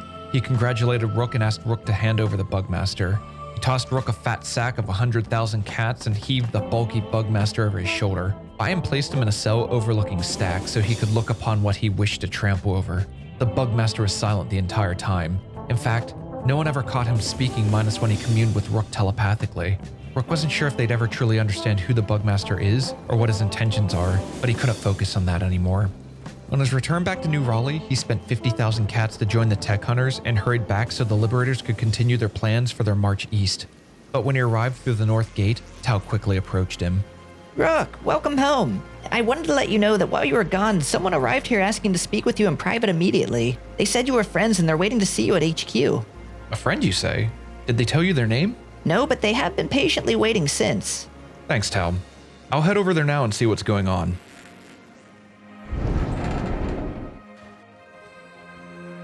Hello, I was told someone here is looking for me. The legendary Rook.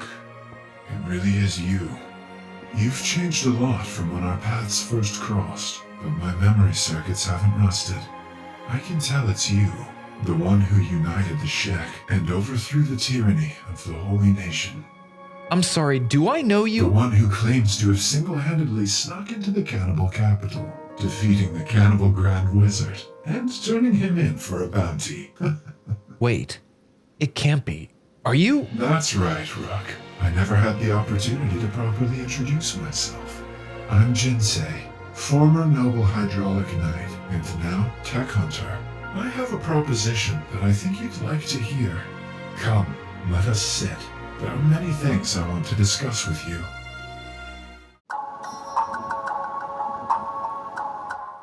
I can't believe after all this time our paths crossed again.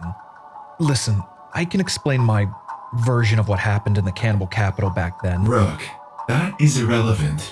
I understand the need to build a reputation. You did what you thought you had to do. But actions are more important than stories. Your part to play in the downfall of the Holy Nation and what you are doing now to combat the United Cities is what I am interested in. Well, I'm glad you understand. So what brings a tech hunter like you here anyways? You mentioned that you have a proposition for me? I consider myself a tech hunter by title only. Many years ago, long before your time, I served under General Jang as a hydraulic knight. We were tasked to combat the cannibals that mysteriously rose up in hordes, overwhelming what is now the Cannibal Plains. I had what you would call a brother in arms. We fought together from the very beginning, and this skeleton was always by my side. Its name was Endor. Not long before the fall of the Second Empire, we were campaigning through the Cannibal Plains, but ambushed by a large group of cannibals, and I saw Endor taken down firsthand, and there was nothing I could do to save my comrade. Many years after the Hydraulic Knights dissolved with the rest of the Second Empire, I heard rumors of a renowned tech hunter that was accompanied by a skeleton that matched the exact description of Endor. How peculiar, I thought. I became a tech hunter because I wanted to see for myself if Endor survived after all of those years. But when looking into it more, I discovered that this tech hunter and skeleton pair mysteriously disappeared, and I was never able to get closure. After giving up, I found myself giving in to old habits, wandering the Cannibal Plains. I guess you could say fighting cannibals is embedded deep in my circuits. That's when I ran into you for the first time. Now, to your point, I did come here with a proposition. I recently ran into an old friend who has a base in the east. The leader of the anti-slavers goes by the name Tin Fist. When rumors came to us of your intent to take down Tangu, I was asked to find you and bring you back to meet Tin Fist and discuss an alliance. Really?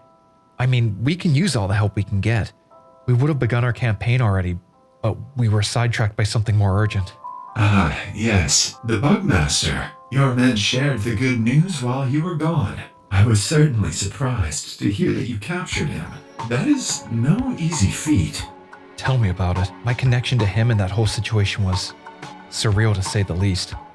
I want to go with you and see what we can do to help the anti-slavers. But let me ask you something.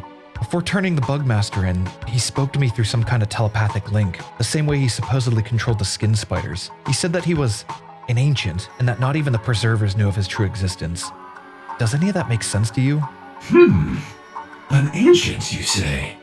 The ancients are the ones that created us skeletons. If what he says is true, his existence greatly predates even my own.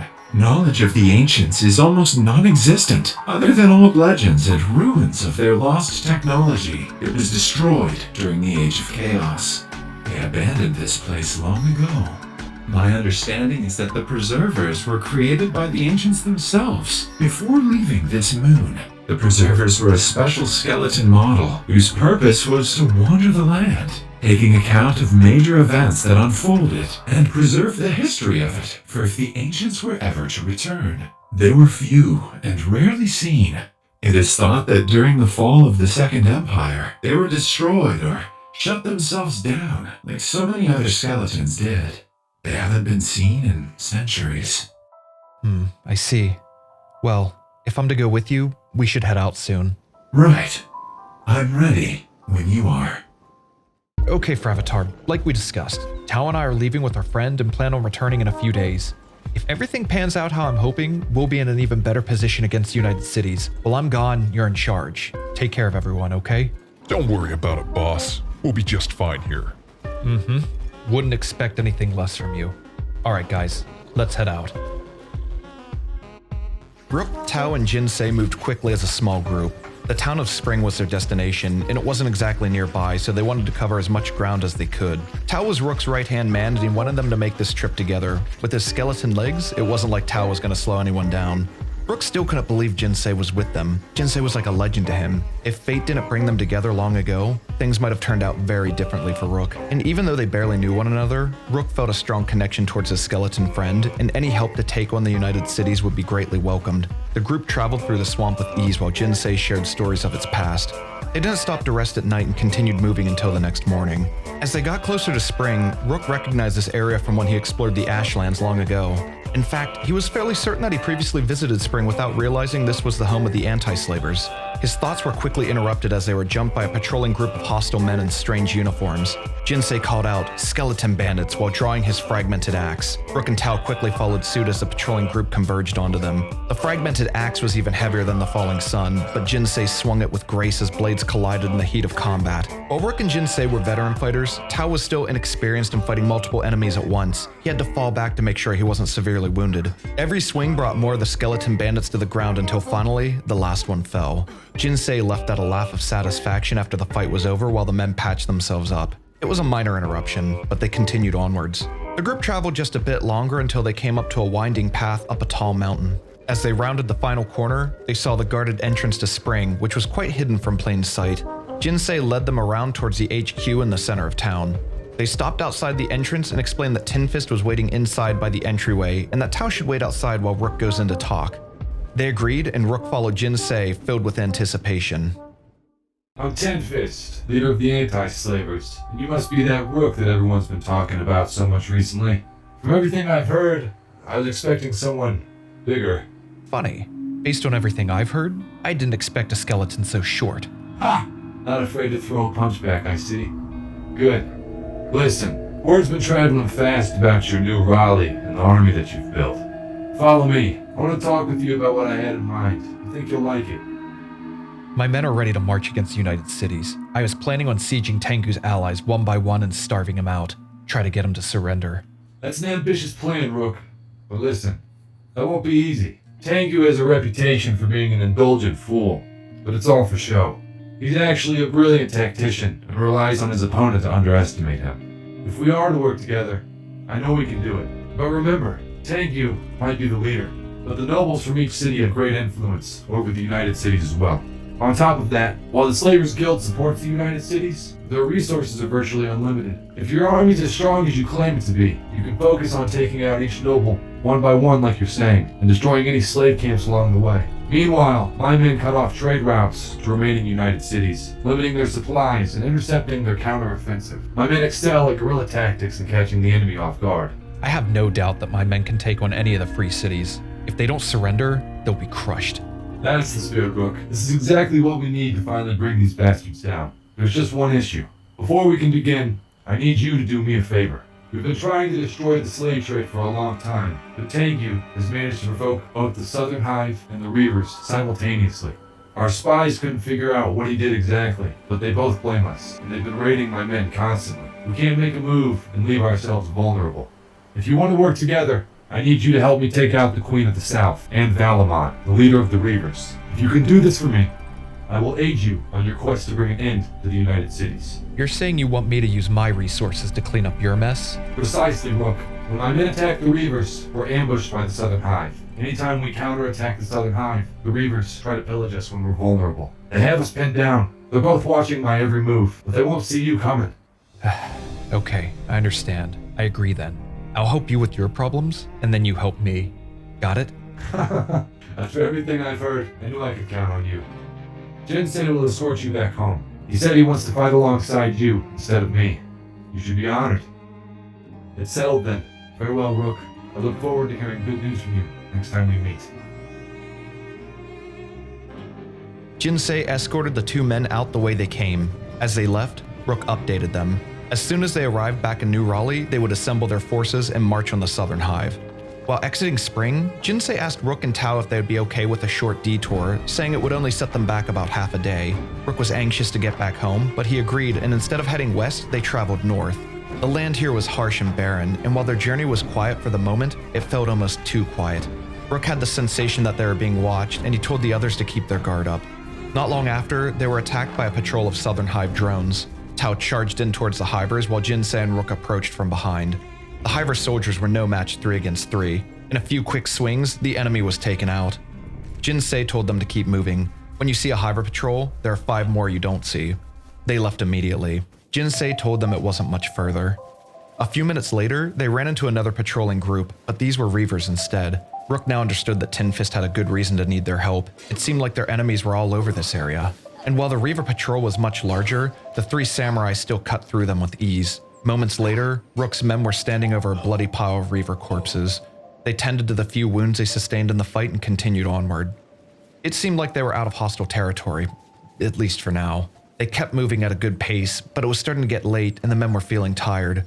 Jinsei stopped them and let them know their destination was just ahead.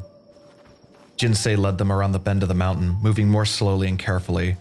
As they turned the corner, Rook and Tao's eyes lit up as they approached the remains of a massive skeleton embedded in the mountain. Jinsei led them to the foot of the ruins. Rook, Tao, have you heard the legend of Snobe, the behemoth? A behemoth? No, I'm not familiar. I thought not. Long before my existence, thousands of years ago, the ancients were at war. While much of this history has been lost, it is known that the ancients created behemoths, like Snobe. They were machines of destruction and death. In fact, they were so powerful that whatever adversary they were up against, they defeated it. And in the aftermath of the war, the ancients feared what they created and led them all to a crater where they were completely destroyed. The unwavering obedience of the behemoths led them to their demise. All of them were destroyed, except Snobe. The details have been lost in time, Rook, but this much we know to be true. The destruction of the behemoths sparked an uprising of the skeletons against the ancients, and almost all life was lost as a result of the conflict. But Snobe, the only remaining behemoth, sacrificed its life to not only save humanity, but of the skeletons too. Snobe is a revered hero, and skeletons consider this place to be holy ground. You see, Rook, the context is different, but Snobe is a symbol of hope, a light that shone through the darkness and brought salvation to many through its sacrifice. What I see in Snobe, I also see in you. I see it when I hear the whispers through the cities I've traveled through. I see it with your own men as you command them. I even see it with Tin Fist, though this is something they would never admit to. I want to fight alongside you, because if you see your dream come to fruition, it will change the fate of this land, just like how Snobe did so long ago.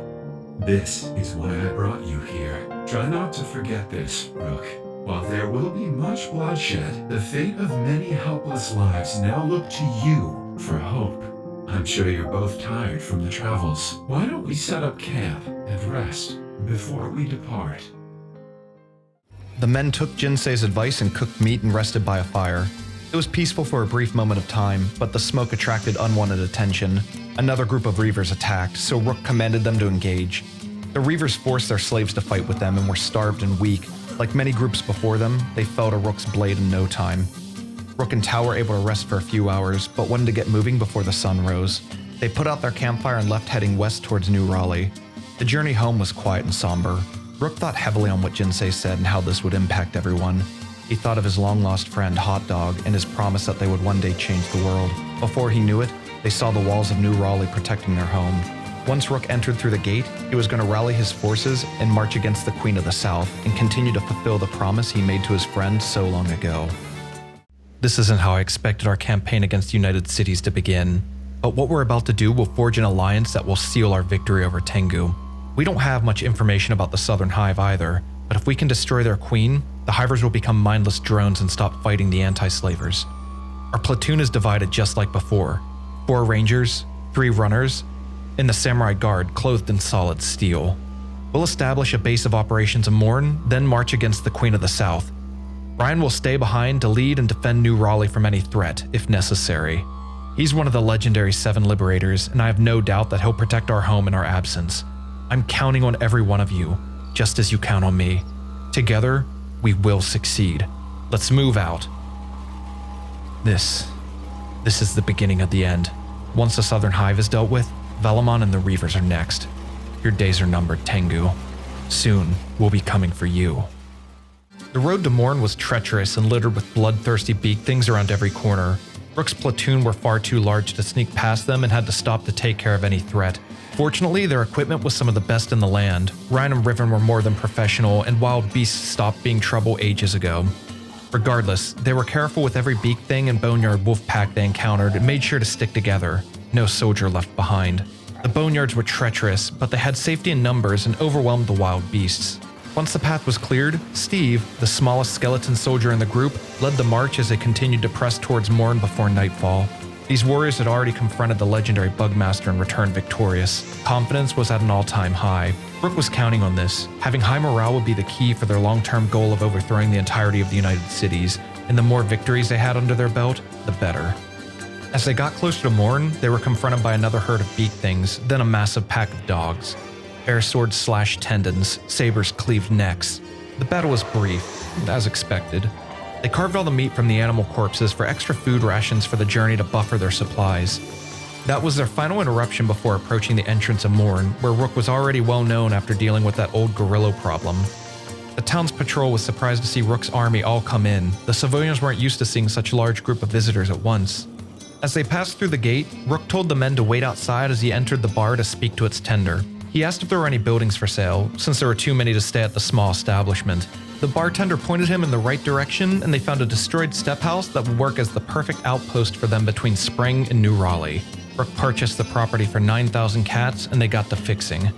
In his previous visits, Rook saw the destroyed buildings and planned on repairing one for their use. The army came prepared with building supplies to patch the roof and make decent furniture. Everyone contributed to the work in repairing the rundown building, and it was finished before dusk.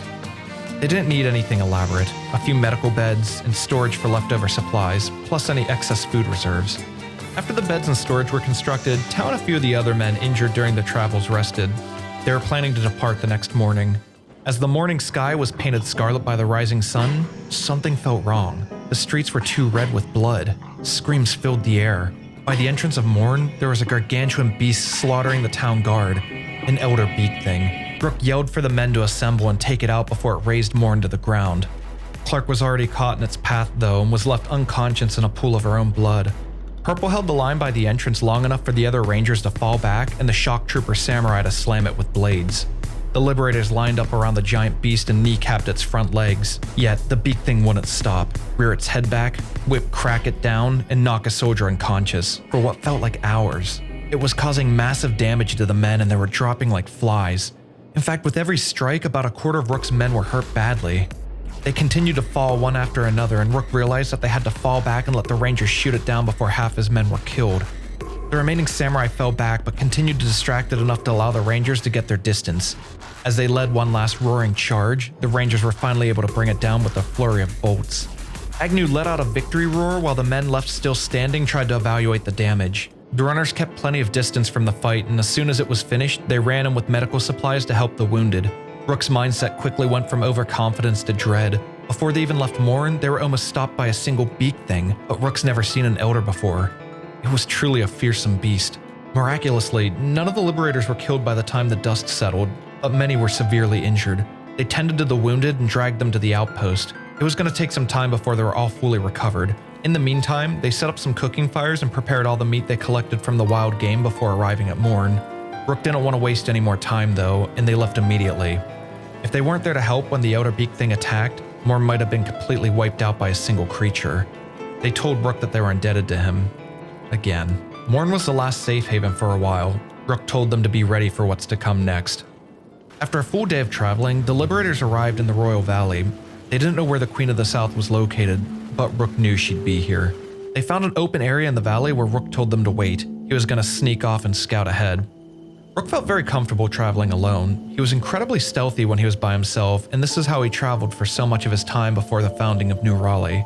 Recon was effective, but he much preferred the company of allies to deafening wasteland silence. Rook traveled under the darkness of the night for a brief period of time until locating a nearby hive. It looked like a small outpost from afar, not somewhere they'd keep their queen, Rook thought to himself. Upon further inspection, there were swarms of Hydra drones in the area, but nothing the liberators couldn't handle. Rook peered over his map and saw a nearby crater further south and wanted to explore this area before reporting back to the rest of his men. He snuck past the hive with ease and continued to move quickly. That's when he discovered something else nearby. Another hive, but from the looks of it, this was the queen's. He got a good vantage point from a hill in the distance of the hive, and he confirmed his suspicion. That looked like where a queen would reside. Rook was feeling confident and continued to sneak into the entrance of the lair. She was there, inside the main hall, the Queen of the South. What Rook didn't realize is that the queen wasn't a hiver, but a skeleton. How odd, he thought. Hivers of skin and bone being led by a robot of cold iron. Before he got careless and caught, Rook plotted a return trip to his men. Once he reunited with them, they would march to the hiver capital. He returned in no time and updated them on what he found out. Rook led the group to the first outpost and they charged. Tao was by far the fastest samurai and arrived well before the others to begin their engagement. The rest of the men poured in from behind like a tsunami, with righteous justice demolishing the opposition. The enemy was completely overwhelmed as the liberators spread throughout the small outpost, wiping out every last one of them. A wandering patrol wasn't a match either. The fighting was over just like that. Rook led them to the main hive, which wasn't much further away. After the fight with the outer beak thing, the hivers were simple. They moved quickly, yet cautiously as they approached the hive where the Queen of the South resided. They saw her lair from a distance, and as they approached, the men stopped and spotted something moving outside of the hive. Rook knew about the queen, but he didn't know there was a king. King was a massive robotic gorilla beast. No person could have constructed such a golem, Rook thought. If they were to assault the Southern Hive, they'd have to take out the king first. Rook wiped beating sweat off his forehead as he called for the men to follow him into the fight. He led the charge and sprinted into King, opening with his classic crescent strike of the falling sun. It shrugged off Rook's blow and countered immediately. Fists the size of a pack beast hammered down endlessly in response. As the samurai tried to surround and overwhelm it, King dove into the group with its wild swings, causing massive damage to Rook's men. Rook called out to a small group to stay in the fight and for the rest to fall back. They could swap positions and the wounded could be tended to while the rest of the fighters would continue alternating. The king would be kept busy with ranger crossbows. They continued to swap out the wounded fighters to keep the pressure on. At this point, it was a battle of attrition. After hours of grueling combat, a carved-into king collapsed silently into the sand. As it shut down and rolled down the hill, Rook immediately chased it to steal its cores. If it rebooted, it would be a nightmare. Why were the king and queen of the Southern Hive skeletons? Rook pushed his concerns to the back of his mind. There were more important people to attend to right now, his soldiers. The runners laid out medical camp beds for the men to rest before storming the queen's hive. Within a few hours, they recovered enough to move on. Simply using the cover of darkness was enough. The simple ingenuity of humankind worked wonders. A large entrance was left unguarded. They poured into the base and stormed a group of Southern Hivers that were patrolling nearby. They cut them down easily, but they lost their element of surprise as the rest of the hive hissed in alert of the invasion. Bren Tenkage and Whalen rounded the corner and laid into the Queen of the South before she had a chance to take cover. Two blasts of shooting sparks from metal clashing on metal, and just like that, the queen was obliterated. Chris approached the limp corpse of the skeleton queen and looted the Meitu grade polearm for a trophy. This weapon was a cultural artifact and was much better than his bear sword against the other hivers that were surrounding everyone. The queen fell before the hive knew what hit them. Rook could see the confusion and panic in the remaining hivers as they fought off what remained in the Great Hall. In a matter of minutes, one of the two problems plaguing Tin Fist was defeated. The liberators converged in the main hall and did a quick medical check before heading out. Before they could leave, another group of hivers poured in from the outside. The liberators were too strong and greatly outnumbered the enemy at this point. They were no match and were eviscerated. After they cleared out the other patrol, Rook ordered them to fall back where they would rest up and explore the remainder of the Royal Valley to ensure the threat of the Southern Hive was completely taken care of. Everyone healed up quickly, packed their supplies, and were ready to move on. The main path through the valley continued eastbound. Rook ordered his Shek forces to follow the path while he would lead the rest of the men around and explore further ahead. This would allow them to cover more ground. The Shek located another Hiver outpost from the distance. They readied their blades and charged it into action. Normally, the Southern Hive had an advantage in numbers and overwhelmed their opponents, but with the Liberators being on the offense, they were able to take them out with ease. Meanwhile, further east close to the coast, Rook and the remaining men located some kind of small settlement that appeared to be abandoned. He thought they could rest in one of the buildings while they waited for the Shek forces to meet them. As they opened the door to the stormhouse, Rook felt a jolt of fear and rage as they were greeted by a skeleton draped in the flesh of an unknown victim, welcoming them to their human village, the Skin Bandits. Rook didn't realize they traveled this far east, a threat that was not a problem for Tin Fist and the anti-slavers, but a threat to anyone else that crossed their path. Rook knew what had to be done next. The judgment on the Reavers would have to wait. The skin bandits. Rook only encountered these nightmarish skeletons briefly when traveling to and from the Ashlands for the first time long ago. Malfunctioning robots, mockeries of man, capturing and torturing helpless victims to peel skin off of them and sew them into so-called skin suits. They weren't necessarily a threat to the anti-slavers, but they were a threat to any human that was unfortunate enough to get close to their wretched domain. They were passive towards Rook and his men at first, but he knew this was because they were admiring their flesh, biding their time for an ambush. But before the deranged skeletons had a chance, Rook ordered everyone to attack. To a regular tech hunter or group of adventurers wandering into this area, a group of skin bandits would be overwhelming, but they were no match for the liberators as they cut them down, crushing their rusted frames with heavy armaments. After taking every one of them out, Rook confirmed a hunch by going inside the neighboring storm shack. There was another group of skin bandits waiting inside, unaware of the fighting that just unfolded in the other building. Before they could wise up and go on the offense, Rook provoked them and ran outside where the rest of his men were waiting to help. Rook suspected every house in this strange settlement would be filled with more groups of skin bandits. As long as they can prevent them from rallying a charge, his men would be able to overwhelm them and destroy the space. The skin bandits were tough fighters and shockingly sturdy. Their weapons weren't actually enough to kill the machines, only causing them to go into a temporary reboot stage. To ensure they never reboot again, Rook found the CPU unit in their head and unplugged it, assassinating each of them one by one. Rook ordered the samurai to check the other buildings so they could divide and conquer. More waited inside, and the deadly dance was repeated. This finally caused the skin bandits to become hostile with the liberators. They would attack on sight moving forward, so they had to be on high alert. It didn't take long, but they killed off the remaining skin bandits in that outpost and they continued forward, meeting up with the rest of the men outside of the skin bandits' homeland. Rook filled the rest of the men in on the situation and let them know that they were going to invade and attack the skin bandits, putting an end to their threat. That night, they entered Sonorous Dark, the desolate land where the skin bandits' outposts were scattered. It was a treacherous area that Rook wasn't fully prepared for due to the occasional downpour of acid rain. Only the human samurai had full protection from acid rain with their gear. They would have to tread carefully. They continued to move as quickly as they could to the first outpost until they saw it in the distance. The men were anxious but ready for any enemy, even if they weren't fully prepared for the weather. Nobody was outside when they arrived. A trap? Rook peeked inside a building, causing a group of angry skin bandits to bolt towards him. Rook immediately turned and ran outside while his reinforcements poured into the building, roaring with strength and vigor. The fighting was hectic and claustrophobic in the tight indoors, but they were able to overpower the skin bandits while taking minimal damage. When the fighting was over, Rook ordered for the CPU of every one of them to be unplugged, and then they charged into the next building, the numbers of their enemies feeling infinite. It was the same song and dance for the final building. As the samurai were cleaning things up, Rook proceeded to go in alone. It wasn't long until the rest of the men joined him and the last rust buckets had their cores torn from their skulls. This outpost, this skin house as it was called, was confirmed to have no survivors remaining. Another skin house wasn't much further away northbound, but the acid rain was pouring down hard now. Because of this, Rook ordered all of his men that weren't equipped to handle the acid rain to stay behind while everyone else marched. Rook was worried that his spontaneous command to give the skin bandits no quarter was a mistake. They didn't have sufficient rations prepared for this long of a journey and they were out of supplies. Regardless, he led the group of samurai with him to the other skin house ready to fight. The fatigue was even getting to Rook though. As he entered, he was overwhelmed and bludgeoned unconscious by bandits before the rest of the men arrived. Tal saw one of them scooping Rook's unconscious body up and taking him upstairs where they immediately placed him into some tribalistic torture device. Fortunately, being skinned alive was a fast way to wake Rook back up. Good thing Rook is so good at breaking out as well as breaking in. Rook was in searing pain as the peelers were starting to dig into his armored clothing, but he was able to concentrate and focus on freeing himself while Tao kept the beasts busy. Rook busted loose as the soldiers flowed upstairs. It was too close for comfort, but they had to clear out the other two buildings, so they unplugged every machine immediately. Rook was more careful not to enter alone this time, and as a group, the Liberators destroyed the skin bandits inside. The group was terminated like the others, and they moved into the final building. Another one of their skin houses was destroyed.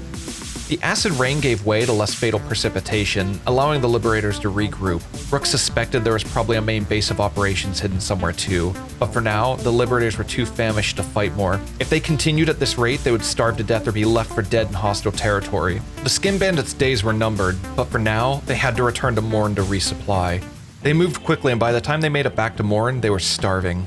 The Bonefields had lots of wild game and they hunted bone dogs and beak things, but they had to cook it before they could eat. They entered their small base of operations and rested up from the fighting. While the men took shifts healing their wounds, Jinsi was trying to make the mediocre food feel like home. When the meat was prepared, the men rushed into it and ate as much as they could. Even then, it wasn't enough for so many soldiers. Morn was poor and so much of the population was killed off by the elder beak thing, there wasn't enough food for sale. The only option was to fall back to New Raleigh, where they would resupply and march east once again. They left the outpost and said goodbye to the people of Morn as they marched out through the gate. Finally, towards home. Rook didn't want to stop their momentum, but at this point, they didn't really have any other choice. He took comfort in knowing that they annihilated a chunk of the bandits' outposts. By the time Rook arrived at the gate of New Raleigh, he felt like he was going to starve. He could barely trot inside. They would take a day to feast and celebrate, and then they would be able to take out the skin bandits once and for all. Time passed quickly, too quickly, and it was time for them to march off. They said their goodbyes to their friends and got into their formation. Rook didn't know when they would return home again. They slowly left New Raleigh, but this time they packed much more thoroughly. They marched hard and fast until they arrived again at Sonorius Dark. As soon as they entered the area, the rain quickly turned acidic once more. Because of this, Rook ordered anyone who was vulnerable to the acid rain to fall back and wait for them by an abandoned outpost. This was painfully familiar, but the men complied with their orders. Nearby, there was a mountainous formation that was hiding a large base. Rook ordered his runners to stay back and hide while he led the heavy footmen inside. This was much larger than the other skin houses. It had to be their main base. As they marched to the entrance, they saw dozens of patrols. The liberators charged in and the skin bandits immediately greeted them with their weapons. The first patrol, beaten without trouble. Rook entered the closest building, was baffled when confronted not by a skin bandit, but by a human fighter. Lord Savant was seated at a throne. Completely silent, he stood and angled a long blade at Rook.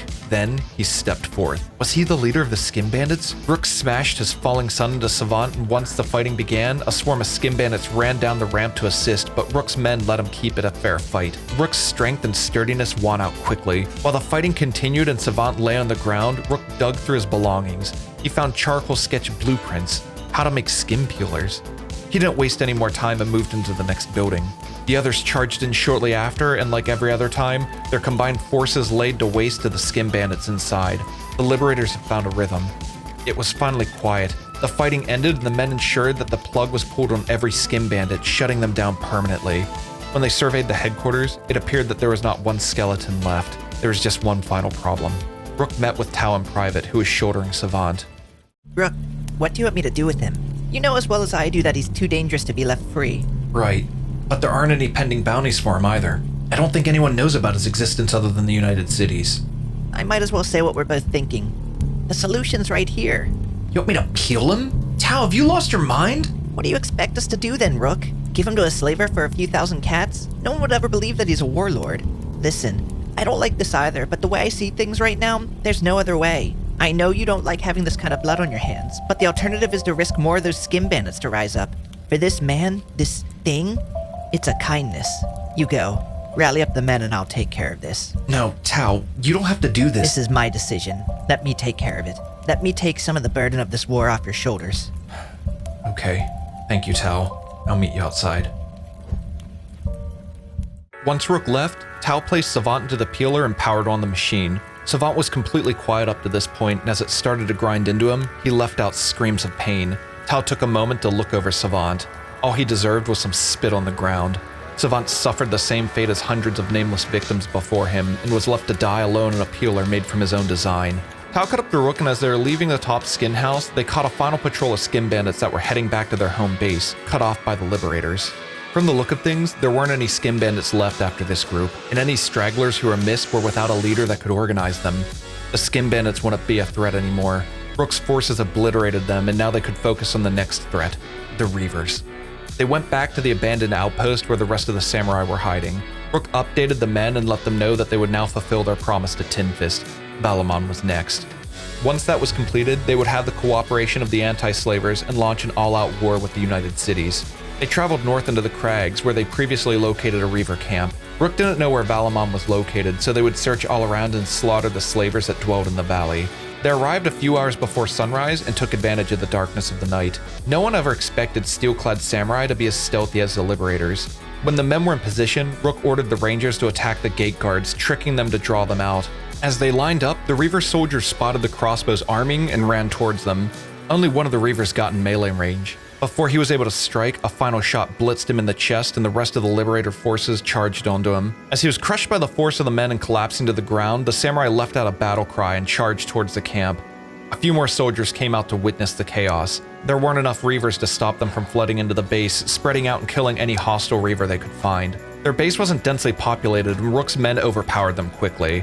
As the sun finally started to rise, Rook saw the slaves left in cages. He would personally unlock every cage if he had to. Rook was quick with his hands, but there are so many of them, it would still take him at least a few hours to de-shackle the broken. Tao tried his hand at helping, but he wasn't very good at it. While they were trying to release the remaining slaves, the Reavers turned to slaying the defenseless escapees. A samurai came out and confronted the Reaver soldiers. It was another quick and bloody skirmish, and they took out the final one, who was trying to kill the escaped slave with his final breath, as if he couldn't fathom kindness even in death. Rook tended to the wound of the free slave and sent him on his way. They were welcome to join the Liberators, but they wanted to take their chances without Rook's men, hoping to find their way back home right away. Any surviving Reavers were scooped up and locked into empty cages, left to suffer the same fate of their victims. One of the camps went to ashes, and they continued deeper into Reaver territory looking for their main base. Another camp was close by. This one looked bigger than the first, but it would definitely be manageable. They didn't have the cover of the night, but they still could take advantage of the Reavers' lack of training. Their crossbow, the Eagle's Cross, had a very long range and packed quite a punch when it hit. Many Reavers had their organs torn or limbs blown off before they could swing a blade. Before they got remotely close, the rest of the soldiers charged in and cut them down. Tao led the charge inside and they spread out again. The clashing of blades felt like it could be heard from the hub. While this was going on, Rook found many more slaves that needed to be freed. He could count on his men to take out the rest of the Reavers here, and he continued to work at it single-handedly. The men were grateful, but didn't want to follow the Liberators either. Instead, they looted the bodies of the Reavers and left in the direction that the Liberators came from, praying that any threat further south was already taken care of by Rook's force. Another camp crushed by the force of the Liberators. Now on to the next. As they continued traveling, they located a nearby settlement called Arach. Rook changed their course to Arach to investigate. They arrived at the outskirts of Arach and saw a huge building off in the distance. Rook had a feeling that this was it. He told his men to stay back while he snuck inside to investigate, and if anything suspicious happens while he's in there, to launch a full attack. The closer Rook got, the more Reaver men he saw patrolling the outside of the building. This had to be it. He crept up the ramp to the structure and saw it was a massive facility. There were slave cages everywhere. He suspected there would be a lot of people to free. There was also a throne room, but no one was sitting on the throne. Valamon had to be here. Rook also noted there was a pretty suspicious-looking safe behind the throne, and in classic Rook fashion, he just couldn't help himself. He tried sneaking past a large open room that was well lit and surrounded by men. And he almost did it too. He snuck all the way up to the safe before someone screamed out that there was an intruder and approached him. In the heat of the moment, Rook didn't even seem to care. He was so focused on opening the safe. As he cracked the code and almost opened it, Reaver scum were beating him down with their hacking tools. Rook turned and faced them. His powerful swing took 3 of them in one go, but more and more men continued pouring in. Rook continued cutting men down, but not without them trading a few blows to Rook. At this point, he was considered one of the strongest fighters in the land, but even he had his limits. He was caught in a bad position that allowed him to get completely surrounded, and he couldn't defend himself from all angles. Fortunately, the rest of the Liberators heard the commotion that Rook caused and proceeded to engage. As they were approaching, Rook continued to hold his ground as best as he could. He let out a sigh of relief when Tal sprinted into the room and caught the attention of the bulk of the enemy reinforcements. The other samurai entered to hold a line. In the midst of the chaos, Rook took the opportunity to bandage himself and then continued the fight until they found Valamon. He realized that they were overwhelming the Reaver forces and started freeing the slaves so they could steal back from their captors and run. The majority of the fighting led outside, but funnily enough, as Rook led the newly freed slaves into the throne room to get equipment before they escaped, he passed by a wounded Reaver, indistinguishable from the others, Valamon. There was an awkward moment where the two of them stared at each other briefly and realized who each of them were, and they drew their blades. They began trading blows, and even though Valamon was already severely wounded, he was holding his own against Rook. It was an intense duel until Sparta came from around the corner, leapt into the air, and launched his knee into Valamon's temple from his blind spot, knocking him completely out. Rook claimed his Mei-2 grade longsword for himself, which was a very fine sidearm to have, then stripped him of the rest of his belongings for the freed slaves to have. At this point, Valamon was critically injured and the vast majority of the remaining Reaver forces were destroyed. Rook threw Valamon into one of his own cells and locked it to be forgotten. The only people left were the few remaining slaves grabbing as much loot as they could before departing. Just like the Southern Hive and the Skin Bandits before, the Reavers would no longer be a threat to Tin Fist or anyone else. It was now time for them to return to Tin Fist. They left Arach in a state of disarray, and any Reaver that remained wouldn't have anywhere left to go or anyone to report to. Rook met up with the rest of the men and they quickly returned to Spring. Rook had everyone wait outside as he went in to meet with Tin Fist. It's done. My end of the bargain's complete. Now the question is, are you ready to hold up your end of the deal? I knew you had it in you, Rook. And with such efficiency, too. Yes, I will indeed hold up my end of the bargain. My men are ready and in position to strike. Once you begin your assault, we'll ensure that any reinforcements or war supplies that they send are cut off and stopped. If you can take down the nobles that run each united city, Tangu's forces will weaken and deplete until they're nothing but a husk of their former selves. When that happens, I'll even let you have the honor of killing Tangu. Good. We'll begin our march now. I know the perfect location to hit first. Farewell, Rook, and good luck. After everything they prepared for and everything they had to do to lead up to this point, it was finally time to wage war against the slavers in the United Cities. Their first target would be where this all began, Eye Socket. Everyone was anxious but prepared, especially Rook. All of the killing and destruction left in his wake would soon pay off, but first, who was behind it all had to go down. They arrived outside of Eye Socket in the evening. The liberation was about to begin. Eye Socket. This was their first target to initiate the war against the United Cities and the Slavers Guild, and for Tao, this was a personal score to settle. He made a special request to Rook. He wanted to personally scout the place, find his old slave master, and handle him properly. That monster kept him locked up for years. Rook and his men made their presence known and waited for their signal.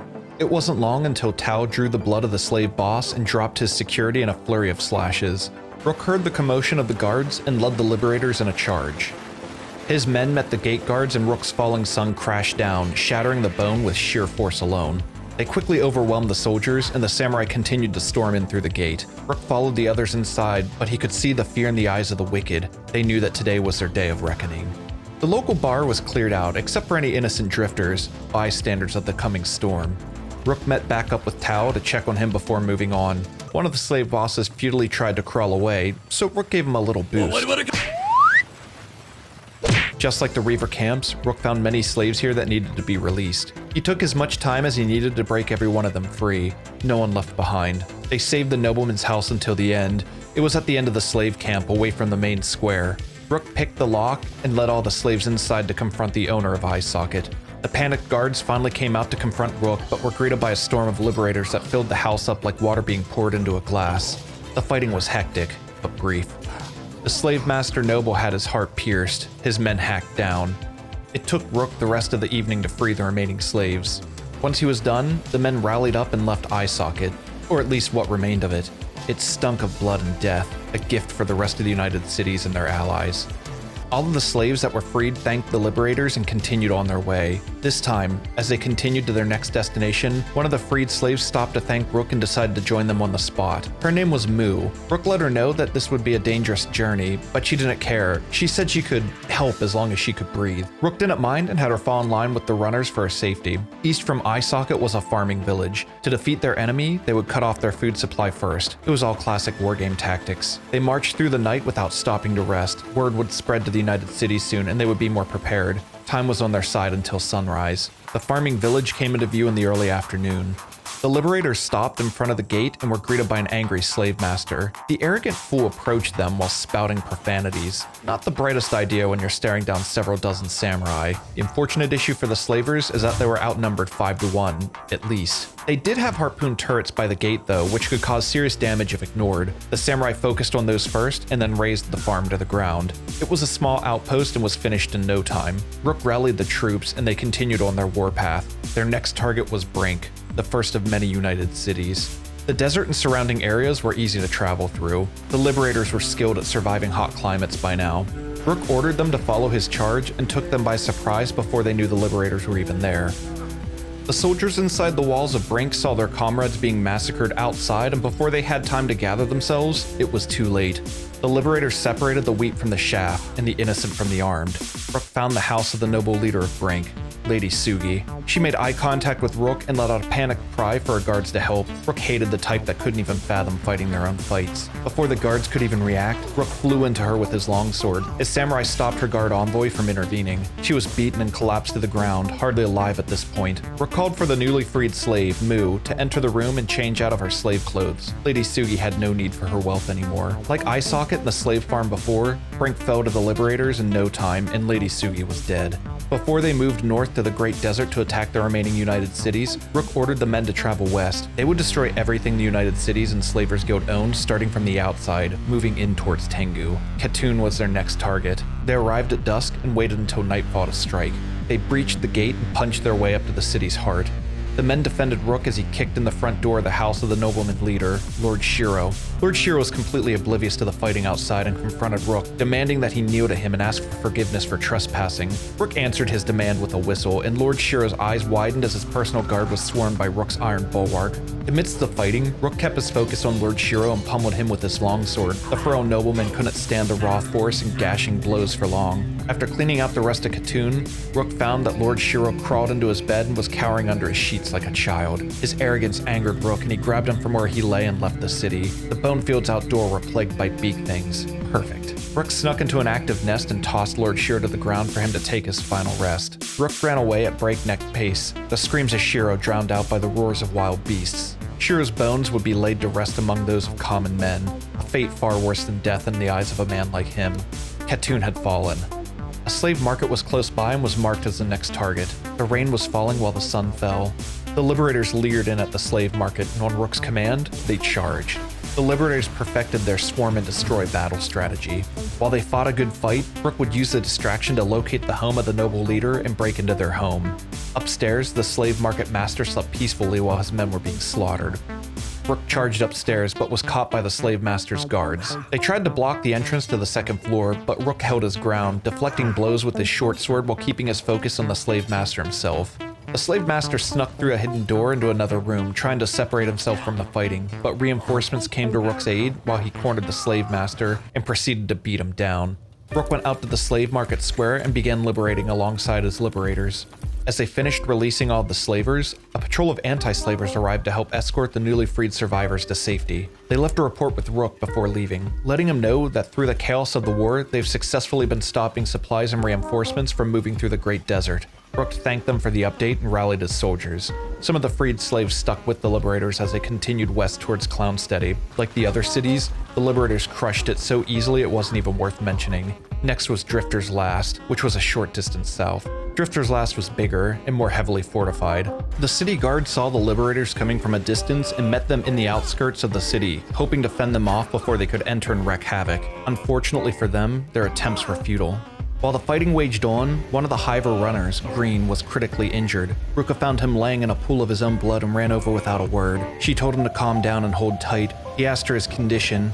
She knew, but couldn't find it in her to answer. Green grabbed at her arm. He didn't want to die, but brave as Samurai Ruka was, she could only take lives, not save them. She called out for help and Tao came running as fast as he could. As he made it, Green died, his limp hand falling to the ground. He lost too much blood and Ruka wasn't able to stabilize him fast enough. While the majority of the samurai were fighting within the walls, Green was ambushed by a patrol returning to the city. He was in the wrong place at the wrong time, a mistake that cost his life.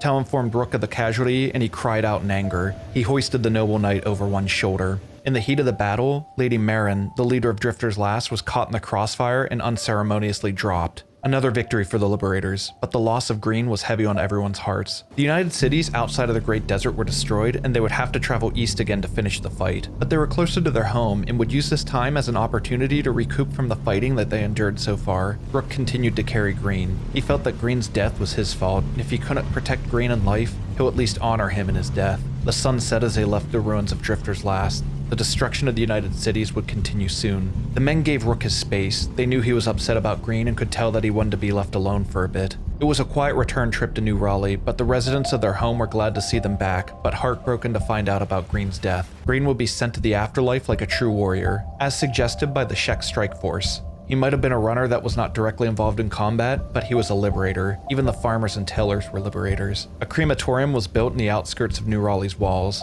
Once it was completed, they gathered around Rook and Green's body. They celebrated his life and followed Rook as he incinerated his corpse. His ashes would be spread in New Raleigh, and his sacrifice would not be forgotten. The following day, Rook said his farewells to Ryan and the others. Mu was ordered to stay in New Raleigh, where she would be safe. He told them that the next time they were home, the war would be over. The liberators marched east all day and night and arrived at another slave market in the Great Desert. Charge, slaughter, rescue. The dance of death was a step they all had down.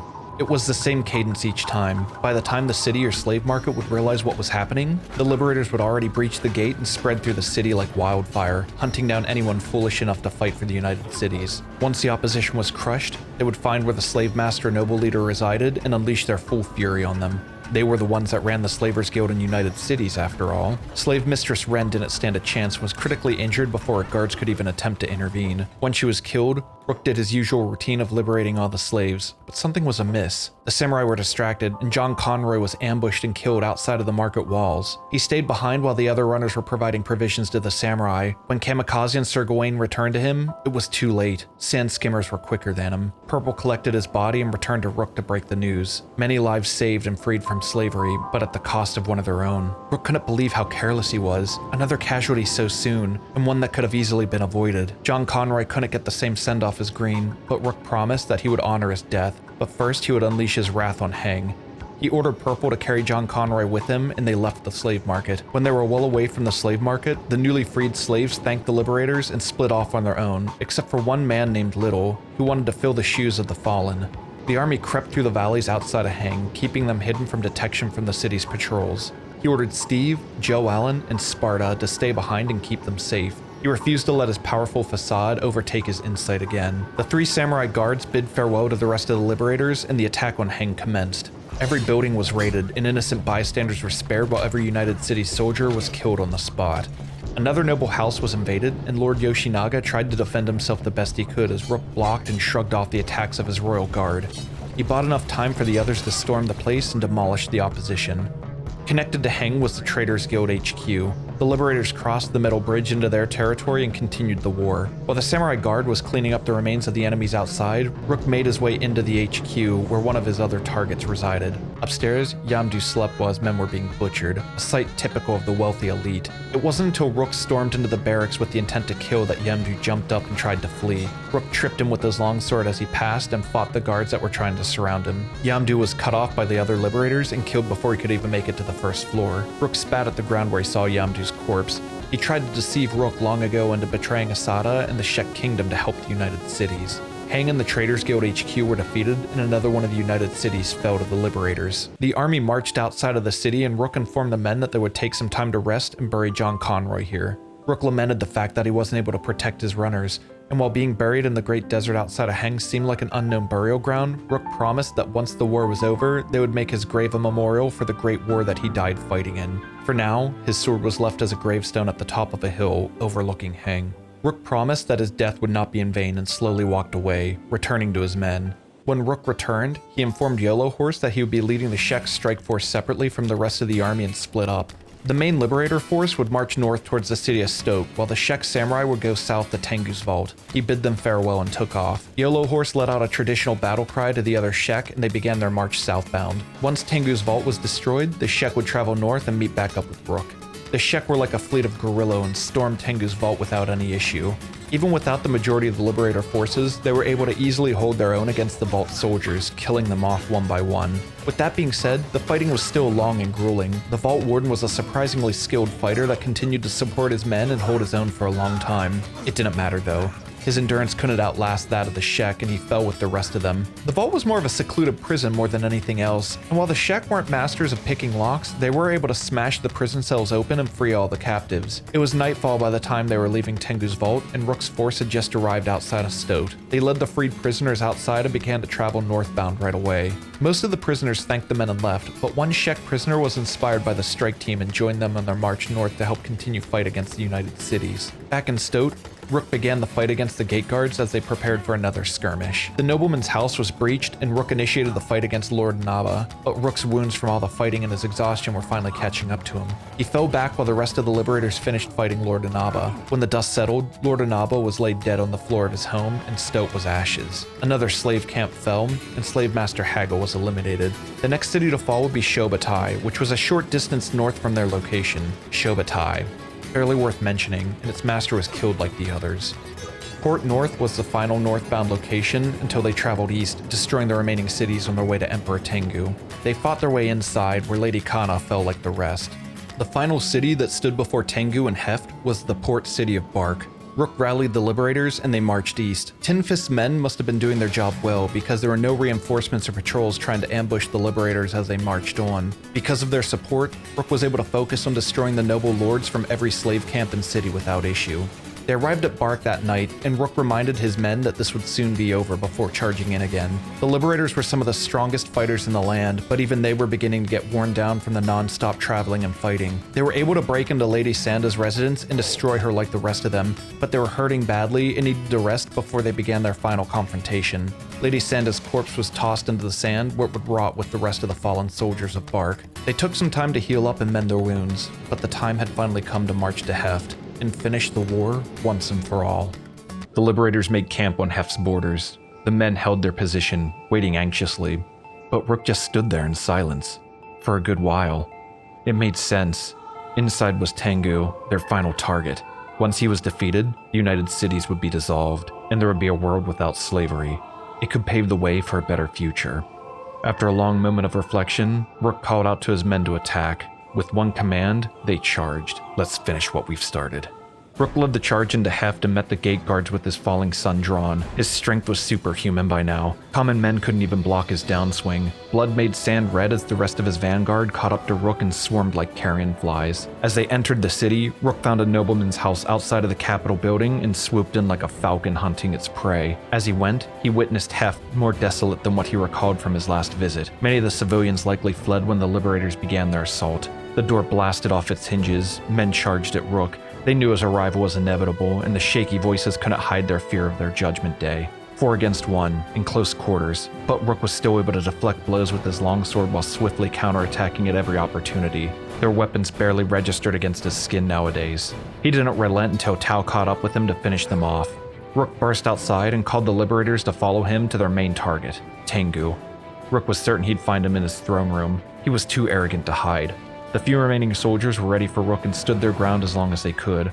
Rook's fury almost made the Liberators' help unnecessary. Regardless, they all piled in. It was a complete massacre. The Liberators greatly outnumbered what little remained of Tengu's forces. They didn't stand a chance. As the last of them fell, Rook ordered his men to secure the first floor. Nobody was to enter or leave until he returned. He made his way to the second floor alone, ready to confront Tangu. As he approached the throne room, he saw him sitting there, placid, waiting for Rook. So we finally meet again, you.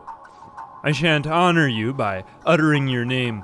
I must admit, though, your combined efforts with the anti-slavers swept through us beyond my expectations. I misjudged just how ruthless you truly are. Rook paused for a second. What was there to even say? All of the noble lords are dead. You're all that remains, and you have nobody left to protect you. So, you plan to murder me in cold blood like the other lords? Will that fix your hurt feelings? You think you can overthrow the United Cities and ruin the order I've created through the years, but all you know how to do is tear down. You're no liberator, you're a bloodthirsty chaos inciter. You think that you've done any better? You know Tin Fist wants your head, but surrender now and I'll let you live. You'll be a prisoner of the anti-slavers, live the life of a common man.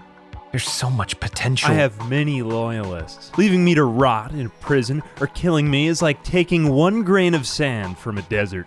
They'll always be there, lurking in the shadows, biding their time, scheming. They'll end you in due time. Still, I won't allow you to remove me willingly. Guards, now! Tangu sprung up with shocking agility, his blade drawn. One of his royal guards came out from hiding and ambushed Rook from behind. In a moment of confusion, Rook's guard was down and both Tangu and his guard landed precise strikes on him. Unfortunately for them, it wasn't enough. With horror on his assailants' faces, Rook regained his composure and laid into them. It was sad, really. Tangu was stronger than he looked, but too many years as a pampered noble showed his lack of practice in his fighting technique. When his falling sun smashed against his foes, they were stunned from the immense force of the blow. Tangu cried out to his guard to continue the fight while he limped away, a pathetic attempt to escape. Another royal guard sprinted in when he heard Tengu's cry for help. Rook kept his focus on Tangu, and though his wounds were catching up to him, Rook limped past the other men. The flat side of his blade knocked into the lord's head, and Tangu collapsed. Now that Tangu was incapacitated, Rook turned his focus back to the other men. They were probably some of the best samurai around, but it wasn't enough to best Rook. Even weakened, they both crumbled, and Rook's attention went back to Tangu. Regrettably, he needed to make sure the ruler didn't bleed out. Before he could hoist Tangu and leave, another guard tried to stop Rook and struck him. Rook released a flurry. Before Tangu could get up and make another escape attempt, Rook hoisted him over his shoulder, and the few remaining soldiers that were hiding came out in a futile attempt to stop Rook from taking their leader away. As he dropped another guard, Rook saw that the other liberators were cleaning up the reinforcements that tried to prevent them from leaving. They protected Rook as he limped away. Rook was more injured than he expected, and the weight of the war was catching up to him at this point. Regardless, the other liberators provided enough of a diversion for Rook to slowly escape. Heft was in a state of complete chaos as the sun set, and the liberators reconvened outside of the city gates. They set off for spring. The civilians could handle themselves. They slowly marched away from the great desert, wounded, but successful. It was hard to believe that it was finally over. The slavers, their empire, all gone. It hadn't fully set in yet. Now that they were outside of the dangers of the city, the wounded rested until sunrise and they continued their march right after. It was a somber journey south. It felt like an eternity ago that they all set off on their mission to overthrow the United Cities, and it was a surreal feeling now that it was finished. It was oddly quiet. Rook felt a similar sensation after defeating the Holy Lord Phoenix so long ago, bringing down the Holy Nation with him. And even though the fighting was over, there was still so much that would need to be done to begin the process of healing this land.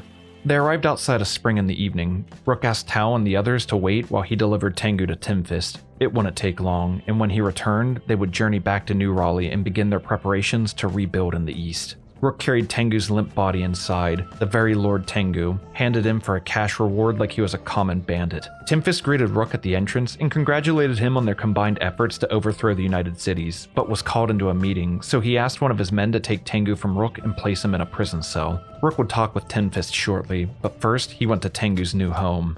You let me live, only to have me locked in a tiny cage? Killing me would have been nobler. You need to be kept alive. I want you to witness what will become of the Great Desert now that the slavers and nobles are no more. It's a fate befitting. You think so highly of yourself. I merely did what was necessary to keep the balance in order. You disrupted everything by toppling the holy nation, then bringing your death and pestilence to the east. You think the people will simply obey you? You and your trail of crimson? What will you do when they reject you? Cut them down like you did Inabu, Tsugi? That seems to be the only way you know how to fix things. If you keep killing the ones that oppose you, soon there won't be anyone left. You're wrong, Tangu. You've oppressed the masses for too long while you sat, getting fat and complacent. The rest of us have grown weary. We will rebuild what's been dismantled and they'll come to us. Perfect or not, it'll help pave the way for a better future. It matters not. You're no ruler. You and I both know that, and now there's nothing left for you to slaughter. You'll become irrelevant. I no longer care if I live or die, but it fills me with great pleasure. Pleasure knowing that you'll never be able to let your guard down. My people will hunt you down until the sky falls. They'll come for you. It's not if, it's when. I wish I could be there to see the look on your face when it happens. I welcome them to try and see what happens. I'm done here.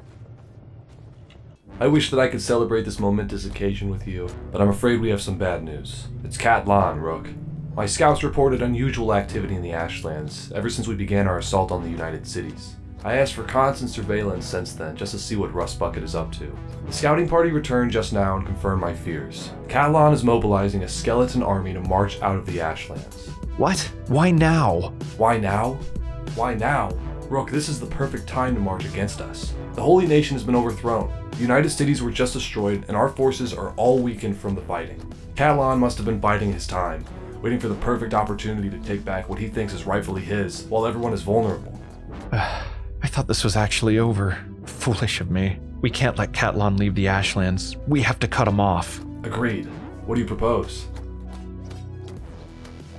My men are tired, but we've been through worse. But not everyone's equipped to handle the toxic gases in the Ashlands, so we'll need to tread carefully. I can divide my men into two groups. The ones who are vulnerable will take shelter in one of the safe domes and provide support as needed. I'll lead the rest of us to confront Cat Lan and stop him.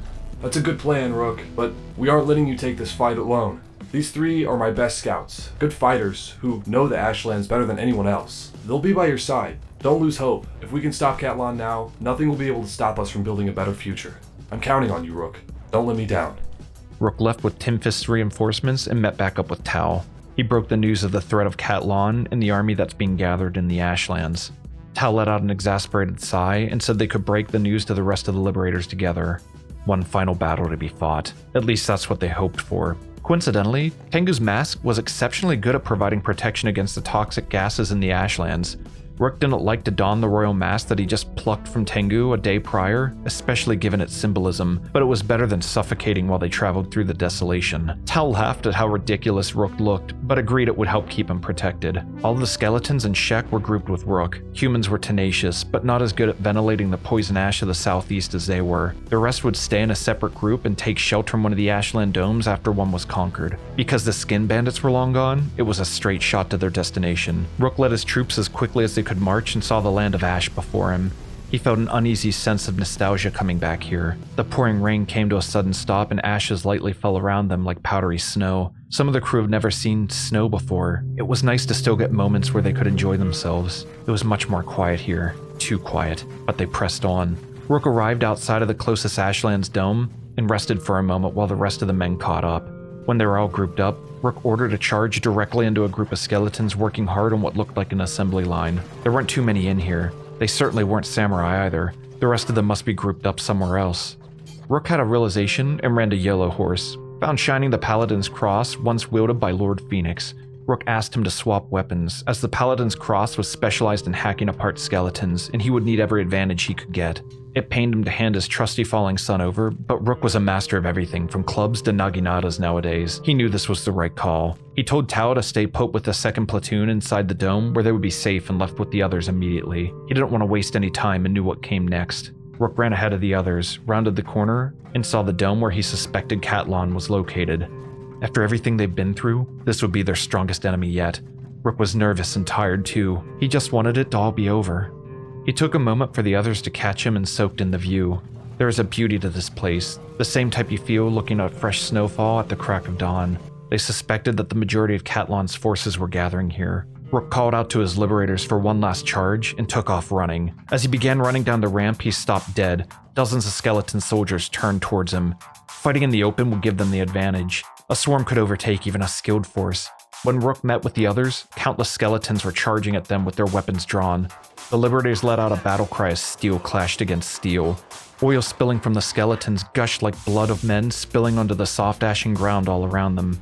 The men fell back again to get a better position. The falling suns were much more effective here, and when in a defensive position, they were able to hold firm against the sheer number of Catlon's forces. It all happened so fast. The robotic forces threw themselves against the liberators like ocean waves and were mowed like grass. Stragglers were still charging out towards them, but the majority was destroyed. They split up to take on the remaining skeletons and cut down any that tried to get back up to continue fighting.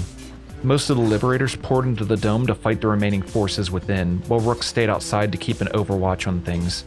It was a clean victory for them. Rook expected far worse going in, as they massacred the enemy.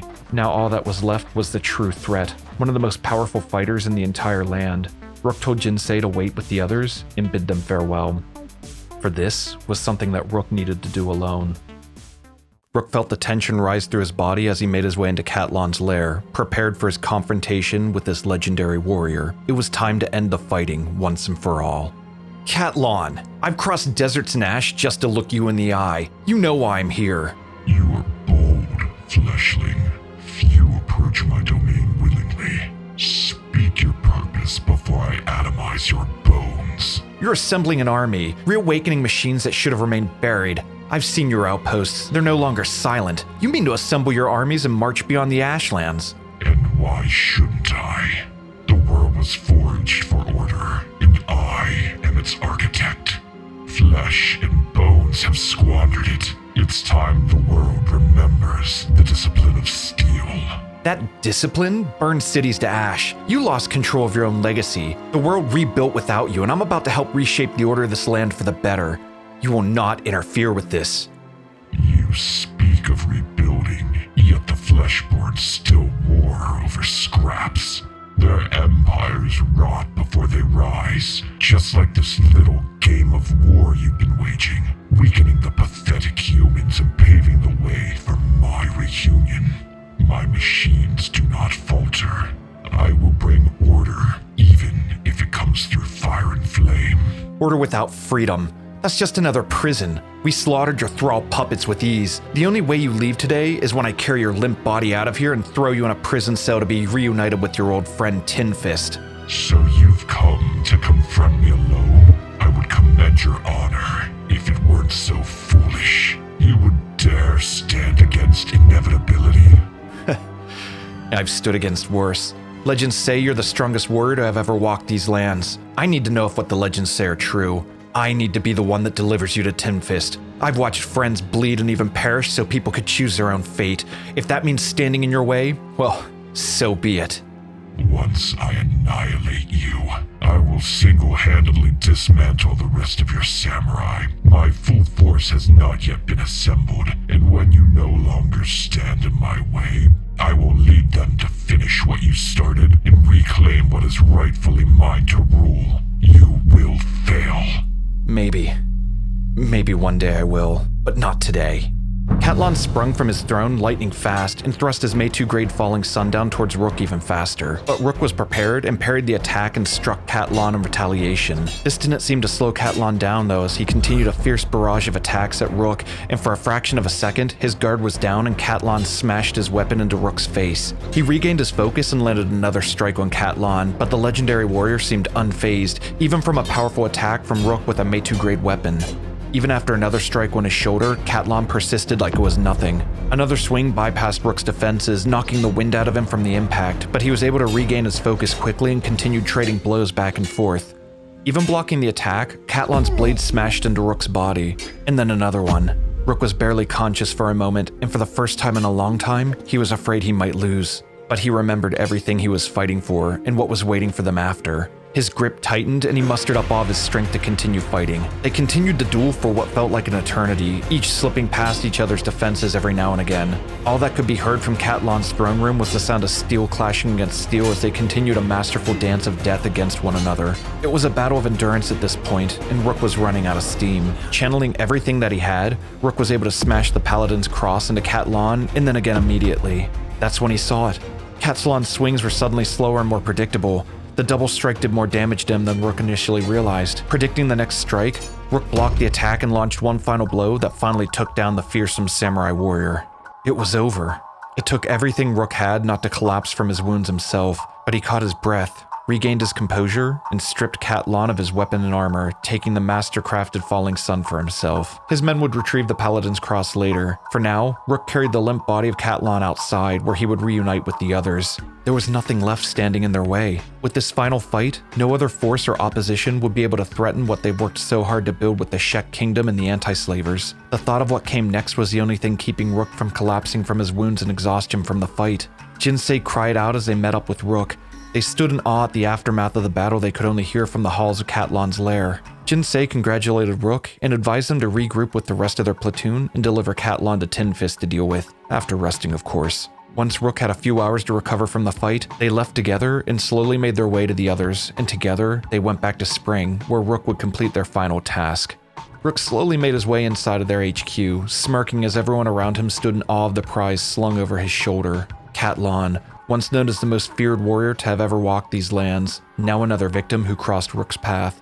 Tin Fist took a moment to process the sight, and then congratulated Rook on doing the impossible. Tin Fist tossed the keys to a prison cell to Rook and asked him to do the honors. Across from Tangu, Katlan was securely locked away, where Tin Fist would decide his fate. Rook bid the anti-slavers farewell and went back to his men, who were patiently waiting for him outside of Spring. They would meet again soon, but instead of strategizing war plans, they would begin rebuilding in the wake of the destruction left from dismantling the United Cities. It would take time and effort from the liberators, anti-slavers, and the Shek alike, but the fighting was finally over. The urgency and danger of their enemies was no longer looming over them. There was a sense of peace and calm as the men marched west, where their home anxiously awaited their return. New Raleigh. Even though it wasn't that long ago since they last set foot in their home, it felt like an eternity ago. Still welcoming refugees who were displaced from all the fighting, Ryan, one of the original 7 liberators, guarded the eastern gate waiting for signs of Rook's return. The rain lightly fell, cooling him off from the heavy armor he donned. As he took a moment to enjoy the sounds of the rain pattering against the metal wall, he spotted a group of samurai emerging from the swamp. As the liberators approached New Raleigh, they heard Ryan call out with excitement, ordering the gates to open. They were finally home. Rook smiled as he made eye contact with Ryan. With a simple smirk and a nod of his head, Ryan knew they accomplished their goal. The Eastern Desert was rid of the tyranny of the slavers and the United City noble lords. The people were liberated. Ryan formally greeted Rook and his platoon and debriefed him on the happenings in the west. Not much to report, really. The Shek were occupied with rebuilding the fallen cities from the Holy Nation, while New Raleigh provided supplies and took in vagabonds and vagrants. He was much more interested in hearing about Rook's adventures. Rook promised they would celebrate and share the tales of the great liberation of the East. But right now, they needed to rest, because the rest of the work was about to begin very soon.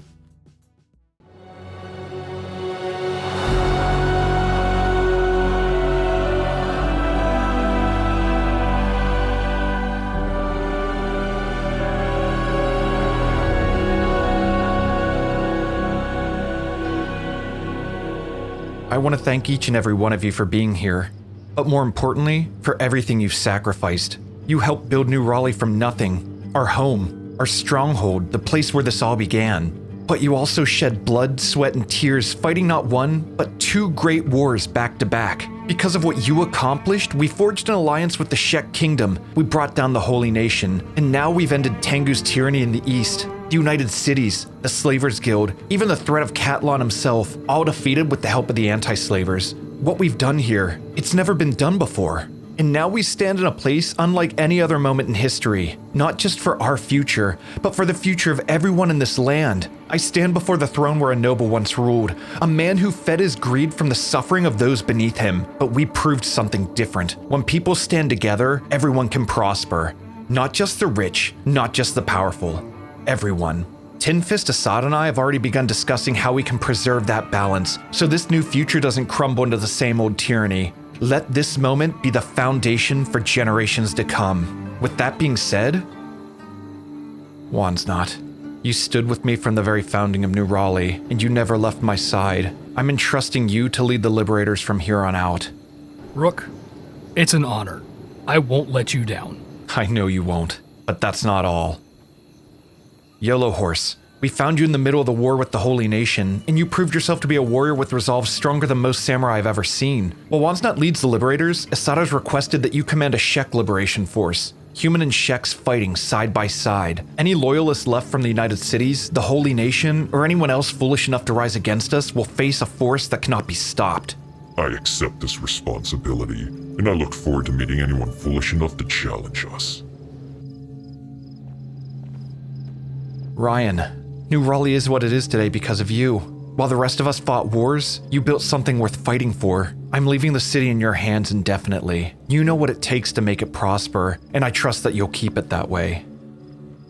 In Jinsi, I spoke with Tinfist. He wants to restore the Hydraulic Knights, but this time with you as their general. Like Wansnot and Yellow Horse, your forces will stand as protectors of these new lands, against cannibals, rogue hivers, or any other threat that dares return. Well, this is a surprise. I always knew there was something special about you, Rook. Humans, Shek, and skeletons, all standing together. I never thought I'd live long enough to see such a day. I'll gladly lead the Hydraulic Knights, with honor and glory. And who knows, maybe one day the Preservers will even have a story about me.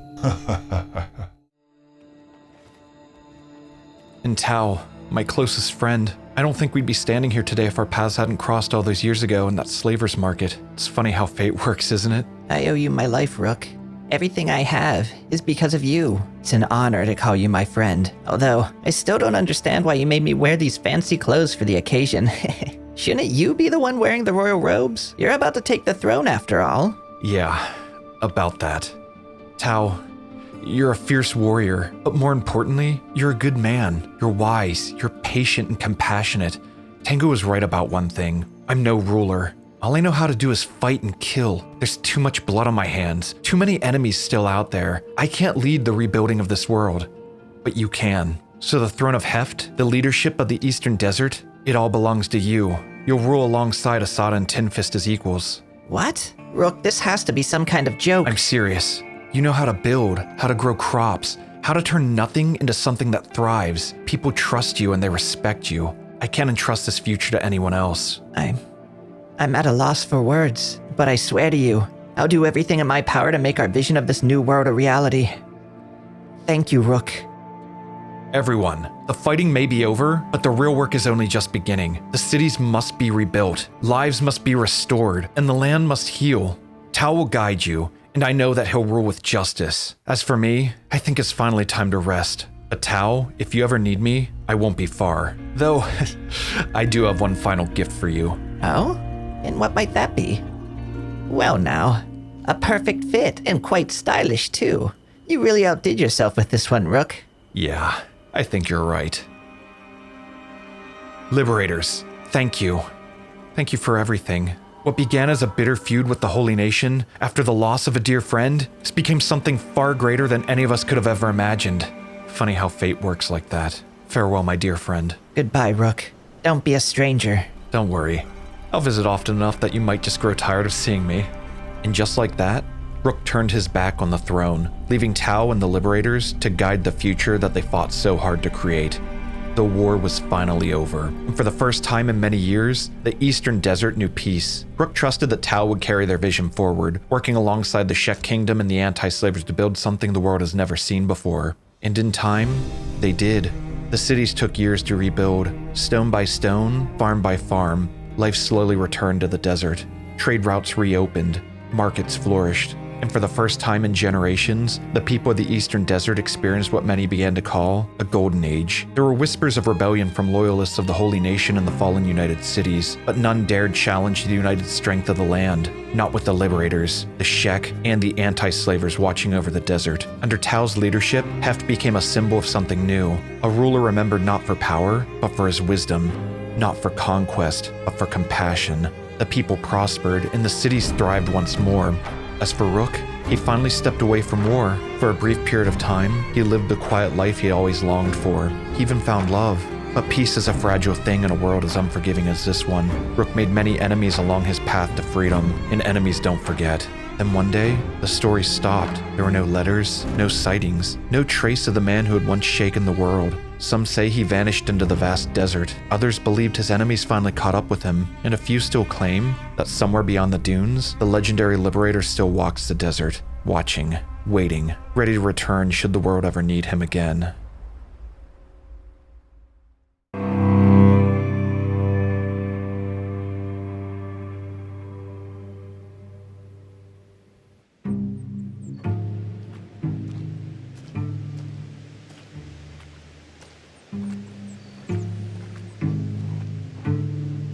It is time. I must find him.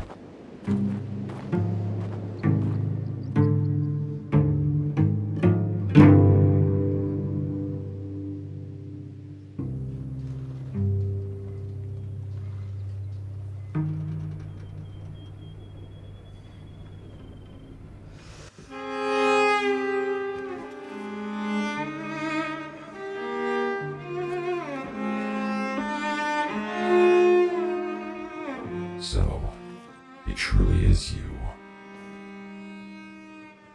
Huh. I've never seen a skeleton model like you before. What exactly are you? I am very old, an ancient skeleton that has not walked these lands in many centuries. Jinsi once told you about my kind. I am a preserver. A preserver? Yeah. Jinsi mentioned something about that once. Okay, you've come a long way then. We should talk inside. So you're really a preserver, huh? I thought Jinsi said your kind was wiped out back during the Second Empire. Not entirely. Very few of us remain. For centuries we stayed hidden, dormant, watching from afar. Our facility lies beneath the Great Sea. There we continued the task that was given to us long ago, to preserve the history of this moon for the day the Ancients, our creators, return. The Ancients returning? I wouldn't count on that. They abandoned this place thousands of years ago, left the world to rot while tyrants carved it up piece by piece. If you ask me, those Ancients don't deserve to come back. Your sentiment is understandable, but it does not change my purpose. You see, the Preservers emerge when history shifts, when events occur that reshape the future of the land. For a very long time, the world was too dangerous for us to intervene, until you appeared. Your actions changed everything. Many empires fell. Old hatreds gave way to unlikely alliances. Humans, Shek, and skeletons standing together. A future no one believed possible, and at the center of it all, it was you. Though, I must admit, you were very difficult to find. Yeah? Maybe that's because I didn't want to be found. Did that ever cross your mind? Indeed, which is why I sought answers elsewhere. I have spoken with Tao, Wansnot, Jinsi, many who once stood beside you. They worry about you, Rook. Most of them still don't know what happened to you and the woman. And I'd like to keep it that way. She wasn't a fighter. She was kind, gentle. For a while, I finally had the peace I've been searching for, but someone once warned me that my enemies would never stop hunting me. Turns out he was right. They couldn't beat me, so instead they went after her. They killed her, and I hunted every last one of them down for it. It's been years now, but it still feels like it happened yesterday. That's why I came here. A place no one would think to look because a part of me died that day and it's never coming back. Then please, allow me to ask you. After everything that has happened, after everything you've done, was it worth it, Rook? You became the most formidable warrior this land has ever known. You shattered the Holy Nation, destroyed the Slavers Guild, brought down the United Cities, and ended the threat of Catalan. Through war and bloodshed, you rewrote the balance of the world. You helped create an era now remembered as a golden age. Yet, despite all of that, you were never able to live in peace. You lost the one you loved most, and even now, you hide from enemies that still linger. Tell me, Rook, was that the price you were willing to pay to change this world? What kind of question is that? You want me to say it wasn't worth it? That destroying the Holy Nation, the Slavers Guild, the United Cities, and even Catalan's empire was some kind of mistake because I ended up miserable? Of course it was worth it, and if I had the choice again, I wouldn't hesitate for a single second. This was always bigger than me, bigger than any one person. Hell, bigger than you preservers too. I wish things turned out differently, but the cost was one I was willing to pay then, and it's a burden I'll carry now. No, I don't regret what I did, not for a moment. Your answer does not surprise me. Tao, Wansnot, Jinsi, the others, they all spoke of your resolve, but legends and second-hand accounts aren't enough for me. My purpose is to record the truth, your truth. So that's why you went through all this trouble to track me down. You want my side of the story. Precisely. What you accomplished changed the course of history. It must be preserved accurately. I wish to record your first-hand account, the truth of how this world was changed, so that long after we're gone, the story will remain. The Chronicles of Rook. I hate to admit it, but it does have a nice ring to it. Alright then. I'll tell you the story, and I'll even try not to embellish too much. But if we're gonna do this, we should start from the very beginning.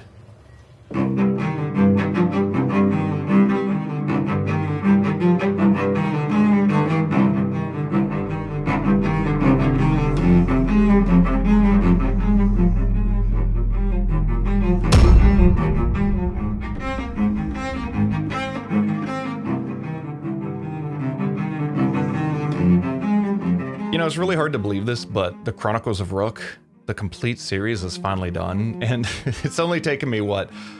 7 years? 7 years since when I started it, and honestly, it's been such a long time.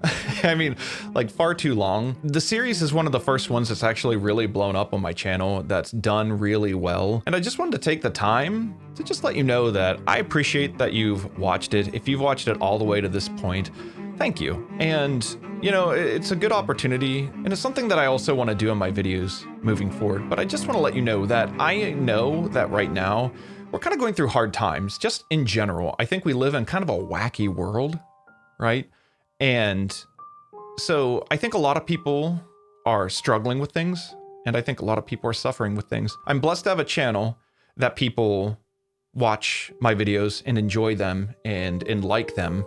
And granted, not all my videos, let's be real, you know, but I believe truly that it's a blessing from God. Because I have this platform, I just want to take the time to acknowledge that if you're going through a hard time, if you're suffering, if you just feel like you're alone, just know that you're not. And if that is how you feel, I have a Discord server. It's in the description of the video. If you want to click in on that and join, ping me. You can DM me. I say this because I think it's a lot easier if you're struggling with something, sometimes you just need someone to talk to. I'm not a professional by any means, and I'm not saying that I can fix your problems, but I do also think that if you have someone that you can talk with and walk through these things together, and even if you're open for it, for me to pray for you and just be there and have support, I think can mean a lot for people. And I'm blessed by God to have a channel where some people watch this and some people interact, and that I have a Discord server, and there's a lot of good people there, except for Clark. I'm just kidding. I love you, Clark. But there's a lot of people that can walk through this with you and just be there and help support you. And so if you don't feel like you have that and you want to reach out to me, I'm not that popular. Let's be real. It's not going to be too overwhelming for me. And if I can use this channel as a way to help reach people and pray for you when you're going through something, whatever that looks like, that would be awesome. That would be amazing. So anyways, I just want to thank you for watching this video. I want to thank God for the blessings that I have this channel. And then I also just want to thank all the people that helped me with this, all the viewers that have gone through the series up to this point. I want to thank all the content creators that have helped me with voice acting, with helping me write my script for some of the videos, for just really helping me get through and put this all together, because it really is an effort that I can't do alone. And so having the support and help of others helps me a lot. Thank you. And I guess as always, thanks for watching, and until next time, have a good one.